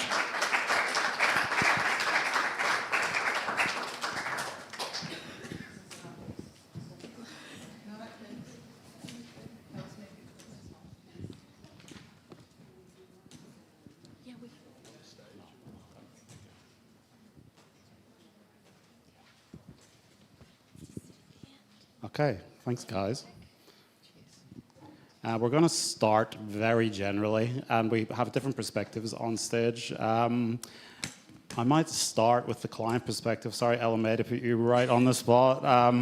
But let's start with the big, broad question. Why is medical research important, and why should organisations like MSWA invest money in research? Well, it's that, there's a possibility of some kind of good outcome, a cure for those of us with MS, that the myelination might be able to be fixed. But also what causes the MS. And so it's only through research that this kind of thing happens. And it has to be something that's focused on the clients and what the outcome's going to be like for them. Otherwise, it's research for research's sake. And that's not purposeful, really. Yeah, that's good. And I suppose there's hope in there, right? Oh, big hope, yes, that somehow, somewhere, there'll be either a cure or, a prevention. Cool. Yvonne, we heard from you about the specifics of your project, but why is research important in its biggest sense? Yeah, I mean, we're not going to make any changes or improvements if we just stay still.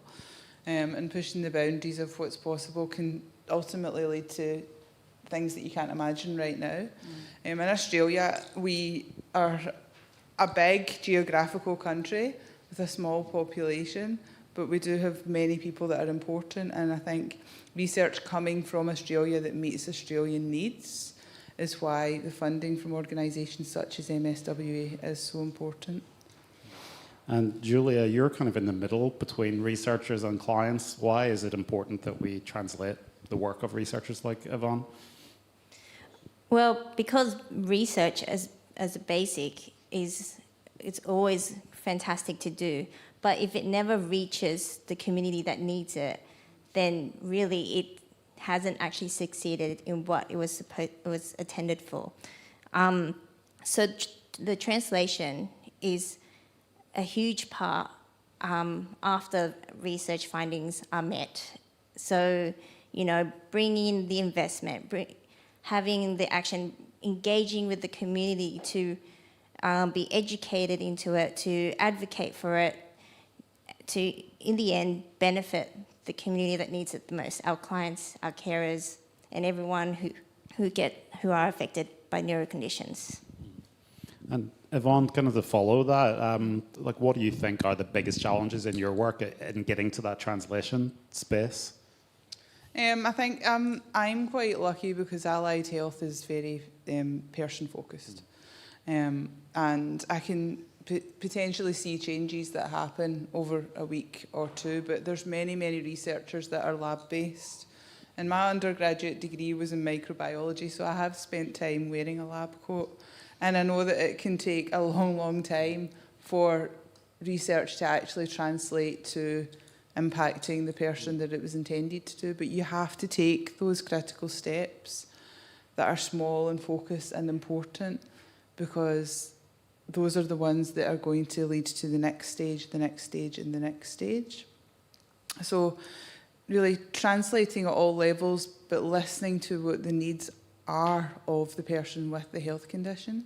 And if you were, for example, a lab-based researcher, you might partner and meet for coffee once a month to talk about, oh, this is what I'm working on. Do you see relevance in doing that for people living with MS? Whereas, as I mentioned, I'm quite lucky that I can invite 10 of you to come and talk about this problem. But if I'm trying to grow something in a small petri dish, that might not be the same. However, engaging with people with MS can not only inspire researchers to really want to achieve good and positive goals and outcomes, it can make it more meaningful, but it can translate both ways in that the individual can understand what's happening behind the science that's hopefully going to make the impact. Yeah. It was good to see in your presentation a focus on client co-design and working together, and that's something that we're trying really hard to get better at, and LMA is part of our client committee. Do you have a perspective on the co-design kind of process and research specifically? For me, it's so important. and it's becoming acknowledged about the importance of the co-design. And the co-design, not just in the research itself, but even in the planning of the research. So I became aware at the MS Australia conference last year that the National Health and Medical Research Council, if you're going to apply for funding through them, and that's big dollars, they actually require co-designing in the submissions putting forward to even get the funding. So it's becoming a process that's embedded in the thinking about it, the planning of it, and then in the actual research itself, that the co-design happens throughout. So that's really putting the focus on whomever that particular user or client group is, in terms of what's going to be of benefit for them. So it focuses the question very much. Yeah. And Julia, maybe you could touch on, for clients and carers who do want to get involved in research in any way, like what are the ways of doing that? Because it can seem a little bit daunting. It's big, it's academic, it seems far away. How can people get involved? So if they're connected with MSWA, then we have spaces like the client committee to join. In the meantime, we post up the trials that are open for participation. But if those are also required too much commitment, it could be as simple as being part of the Australian MS longitudinal study. That is a study that's been going for more than a decade now. It's all online. So things like that are really, really crucial for data collection, to see progression of diseases, to see, lots of things can be extracted from this data. So there's many ways that people can participate depending on their level of effort. And all of you guys have kind of seen research from different perspectives. Have any of you seen a really tangible, real-life impact where you've been like, wow, the research from start to finish has created a good outcome for people? A bit of Yvonne, do you want to jump in? Yeah, I'll take that one. So my favourite story is a lady who took part in our project a number of years ago. Her name was Paula, and she was lovely. And she volunteered for the local newspaper, and her role was reading the newspaper from the start to the end for people who had visual impairment. So this was on once a week and lasted, I guess, 2 hours of Paula's vocal threads. Paula had MS. So whilst she was huge in the community, she also had a health condition that limited what she was able to do. And Paula's daughter was getting married. And Paula's goal was to be able to walk her daughter down the aisle. But when she joined our research study, which was an exercise study, she was in a powered wheelchair all of the time. And in and around the home, she obviously transferred out of the wheelchair, but spent all of her waking hours really in this chair. And then from taking part in a 16-week programme, which was multimodal, and what we mean by that was it was strength and resistance and balance and aerobic activity. She was able to get the strength to use a Zimmer frame, do you call them that in this country? Well, a walking aid, to use the walker to walk her daughter down the aisle. So whilst that's not impactful on a huge scale, it's vitally impactful to a person that was also inspiring the community and inspiring other individuals who might have had a disability. So there's that ripple effect. And if you are a nurse or a physio or a counsellor and you are working one-to-one, each time you see a client, that is a little mini experiment and a little mini opportunity to really change their life, change their day, and for it to impact others. Julia mentioned the Australian MS longitudinal study. which is a survey that gathers information from, I think it's 3,500 Australians with MS. They're always recruiting more people, so please, if you get an email inviting you to take part in the Australian MS longitudinal study, it's really critical that we hear from you. So these large data sets can answer research questions about what potential drug therapies can improve anxiety outcomes.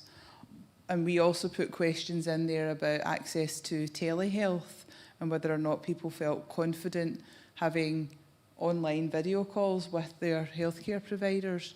So the range of questions that researchers in Australia are focusing on varies and hopefully addresses the needs of Australians with MS. So at a small level, I've seen changes, but I think also at those larger scientific research questions, there's potential to see changes, because that study on the accessibility and the needs of telehealth led to the fact that we now needed to develop those crisis resilience resources, which are now freely available.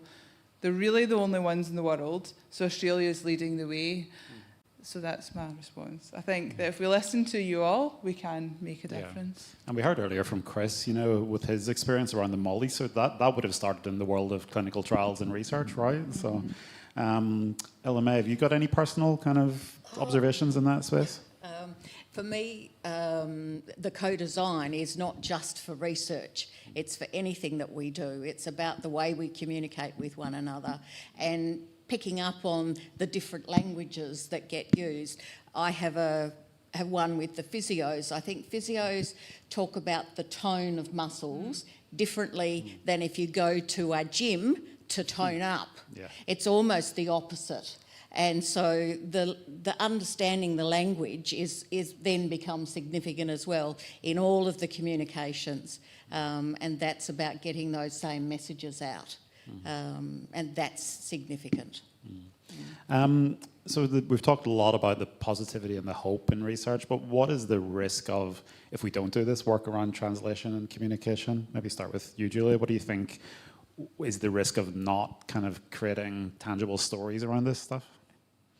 The biggest issue for me is how that newfound knowledge doesn't reach the community, and that creates a bigger gap on health access. And it means that type of finding never makes it past out of the papers. It doesn't come into clinical practice. It doesn't make it to our health professionals training. It doesn't make it to eventually benefiting the clients. And that's a shame, and that will be a waste of resources, and we are not about doing that. We need to be working effectively to make sure those findings that show potential for change actually make an impact for the community. Thanks, Julia. Yvonne, what's the thing that excites you most about the future of research on neurological conditions? Oh, there's so much potential. And I think for me, inspiring others to move into neurological rehabilitation. Going back to my profession, so there's many physiotherapists. We drive down the road for 5 minutes and you probably pass about 3 physiotherapists' clinics. How many of them specialise in helping those with neurological conditions? So it's about increasing the focus and the accessibility to care and resources that can really make a change for the many, many millions of persons in Australia who have a disability. And then, as Julia sort of alluded to, the science and the research questions need to be asked that are based on what you need. Then we need to do better at not only writing these publications, which are 3,500 words long, but translating that into a 2-minute talk or a 1-page document that's bright and colourful and inspiring, and making sure the message gets out and really leads to people thinking, that impacts me, I can make that change within myself, or I need to go to my doctor and I need to ask my doctor about this and make sure that I'm not following any potential misinformation. And to go back to your question earlier, what's the risk of not being at the forefront of research and funding high quality research? I think we are unfortunately living in an age when there's accessibility to misinformation everywhere we go. So trusting in our healthcare professionals to be guided by high quality evidence-based practice is that underpins the definite need for funding going towards research. And just to add to that, for a client, when you see something on the news and they say, oh, they've just found this new thing that could be the cure for XYZ, and your hopes go up, and then all of, no, we haven't even done any clinical trials, or, you know, so it's about being honest in that kind of dispersing the information. Yeah. And it's a tricky balance, right? Because we know that we're lucky to have supporters through our amazing lotteries, and the number one thing that people want to support is research because of the hope and because of the future and the possibility of a cure. But the tricky thing is, it's how do you translate hundreds of pages into an email subject line for someone to click? So how do you feel about that as a researcher sometimes, you know, whenever people are trying to translate your information, but they're trying to really get it to a little soundbite? Is that hard? Is that frustrating? It depends. So if you were to engage with the media, they often wouldn't even give you the opportunity to read what they have written, and it just gets published. So we do, as scientists, we do get training in addressing how to engage with media consultations. So MS Australia is a larger organisation. They do quite a lot of that work for us. So say we've published a paper, we'll let them know, and they help translate it into simpler, clearer language and get the message out on the web, on websites, and also working with MSWA and other Australian MS organisations. But yeah, I do like being in control. I don't love if people change or edit things into a way that wasn't initially intended. So that's why it can often be important to publish in what's called open access. And that means that when you were to click on the link to read the publication and to read the article, you would have access to all of those glorious 3,500 words that I've spent Saturdays and Sundays writing. But what I mean by that is to try and get to the truth, try and get to the information. And it's our job as scientists to make it clear and not confusing, because otherwise people will just believe that gimmicky headline. And what about you, Julia? That's kind of part of your job, right? How do you take this complicated information and crystallize it into an article or an email? I normally am trying to read it as, I guess, as most up-to-date information, and make sure I clarify actually with the MSA team, who I work very closely with, before I write it to our team in the marketing group, because I also are very aware that our audience is mostly our community here. So I want to make sure that our information is clear, it makes sense, and is relevant. So that's why in the marketing team we have the Vitality newsletter to make sure we can pass on what I've read, let's say in the last month or two, that looks like something that is relevant. So I'm filtering that out. And then when it comes to writing, I guess that is something I've been honing to make sure I bring that type of writing into something that's easy to understand. Cool, thank you. Speaking of our community here, would anyone like to ask questions of some experts while we have them on the stage? LMA, you're an expert too. You're yes, over here. Just bear with me a second. I would just be interested to hear what you think are the most important breakthroughs in the last 1 or 2 years in MS research. For me, it's not the research, it's not a breakthrough in the research, it's the way the research is being done. So the link that MS Australia now has with MS in the UK, and the system that they have in the UK that's called platypus? No, octopus. And then the Australian research is now adding on to that with a program called Platypus. So it's an add-on to the research. It's not Australia doing something that's also being done in the UK. So for me, that's the best use of the financial resources, is to have that building on rather than each one repeating the same kind of research. So that's better use of the funds. But are you aware, for example, about the research of Michael Levin in University of Saskatchewan in Canada? Because when I read about those kind of things, me as an MS patient, that was one of the things that made me most excited in the last 2 years. Right. Me, myself, no, not personally, but perhaps other researchers might be. Was that spoken about this morning? No.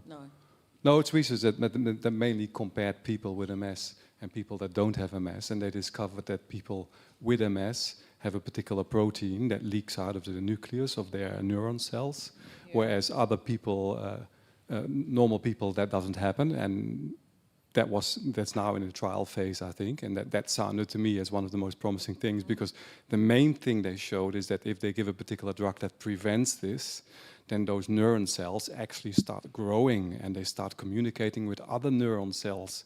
They start making more axons, and that's even if our immune systems would stop behaving badly, we all have these neural deficiencies and lesions. So one of the things that we would all need is the neurons to grow again and to communicate with each other again. And that's what made me very exciting about that research, because what they showed is that with the drugs that they were trying to develop, that's exactly what they were doing. Those neurons woke up again and started behaving well. The point that you made when you first sat down about potentially remyelination and what's out there. I'm not a scientific, does that come out right? I'm not a basic science researcher, so it's difficult to comment on others' work when it's not the area that you are in. But potentially making sure that we are funding projects that are addressing and inspiring others to really want to pay attention to what is happening out there across the world. And you mentioned the University of Saskatchewan, and the Canadian MS Society was interested in participating in some of this other international work as well. But we're keen to involve the work similar to what I've already spoken to you about, and potentially test how, like, if people had positive health behaviours, could that enable and multiply the effects of potential drug treatment at the same time? So that is where I can see there's excitement. Just to add to your question, and to follow on from Ellen May, the exciting thing now is that MSWA does contribute to the International Neurological Alliance. So we work closely with Canada, America, and the UK, so that we're not duplicating work and we're enhancing and expanding it. So could well be in the mix there. So I think we actually have a direct line of access to Canada, so we will check that out. But that's really exciting. You know, we're looking at international programs around Epstein-Barr virus, and you know, Australia, a lot of people don't realize we are actually a world leader in this space along with the Americans. So I think together we can, maybe Julia could touch a little bit on that kind of international kind of collaboration. I'm going to just backtrack a little bit and I'll get to the international bit, because at MSWA we have, like I said, research principles, and that's what I guess guides how we support the next projects to be funded. And I think 2 or 3 of the projects that we're funding just starting this year are looking into things like biomarkers and different proteins, but obviously a different type of protein. So that's what we're excited about.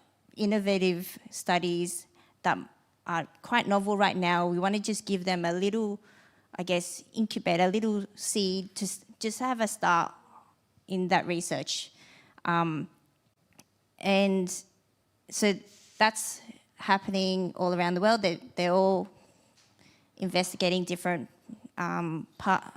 neurobiology and immunology. So what's happening in the international space now is that we're, just as LMA was saying, we are now very soon to start the platypus trials. I would say by the end of the year, the very first participant will be trialed in Griffith University. And regarding the international space, because we're working closely with MS Australia now, they are very linked globally in that sense. Yeah, thank you. And we can find out more about that one for you. I'll grab your name afterwards. Anyone else got a question? Yeah, one here. I remember some research that was being done on repurposing two drugs. I can't remember what one of them was. The other one was metformin. Do you have any updates on that? Oh, so that's with platypus? Yeah, I think it was with platypus. They're not being trialled yet. They're about to start. Yeah.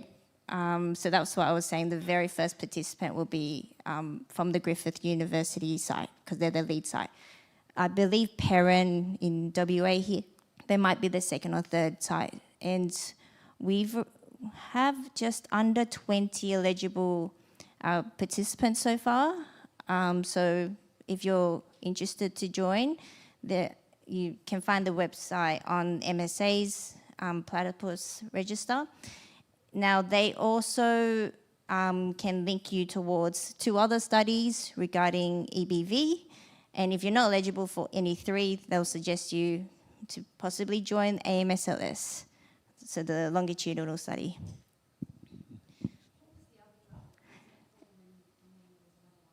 Lipoic acid. Yeah. Okay. Any other questions from the floor? No. Any questions from online? No. Okay. Well, thank you, everyone. Big round of applause for the panel. It was really interesting.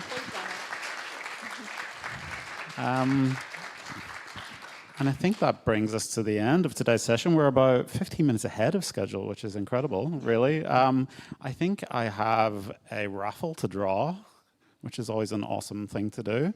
Hopefully everyone got a chance to find this and enter. I think Ellen May should draw. Let's go.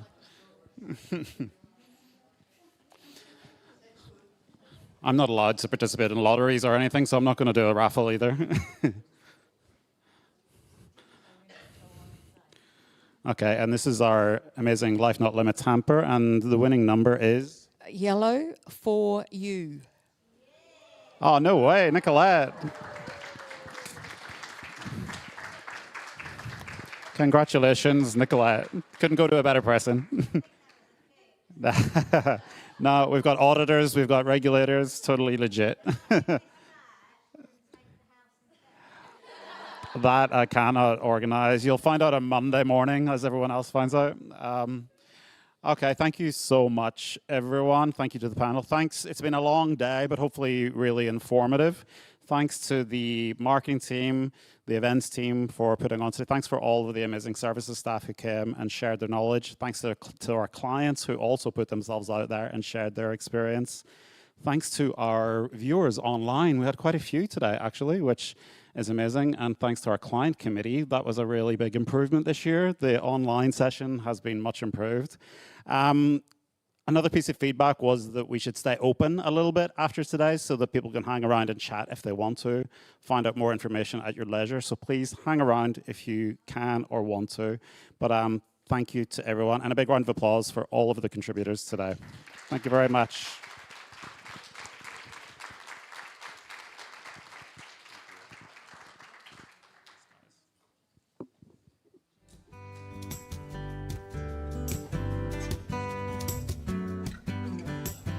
Ha ha.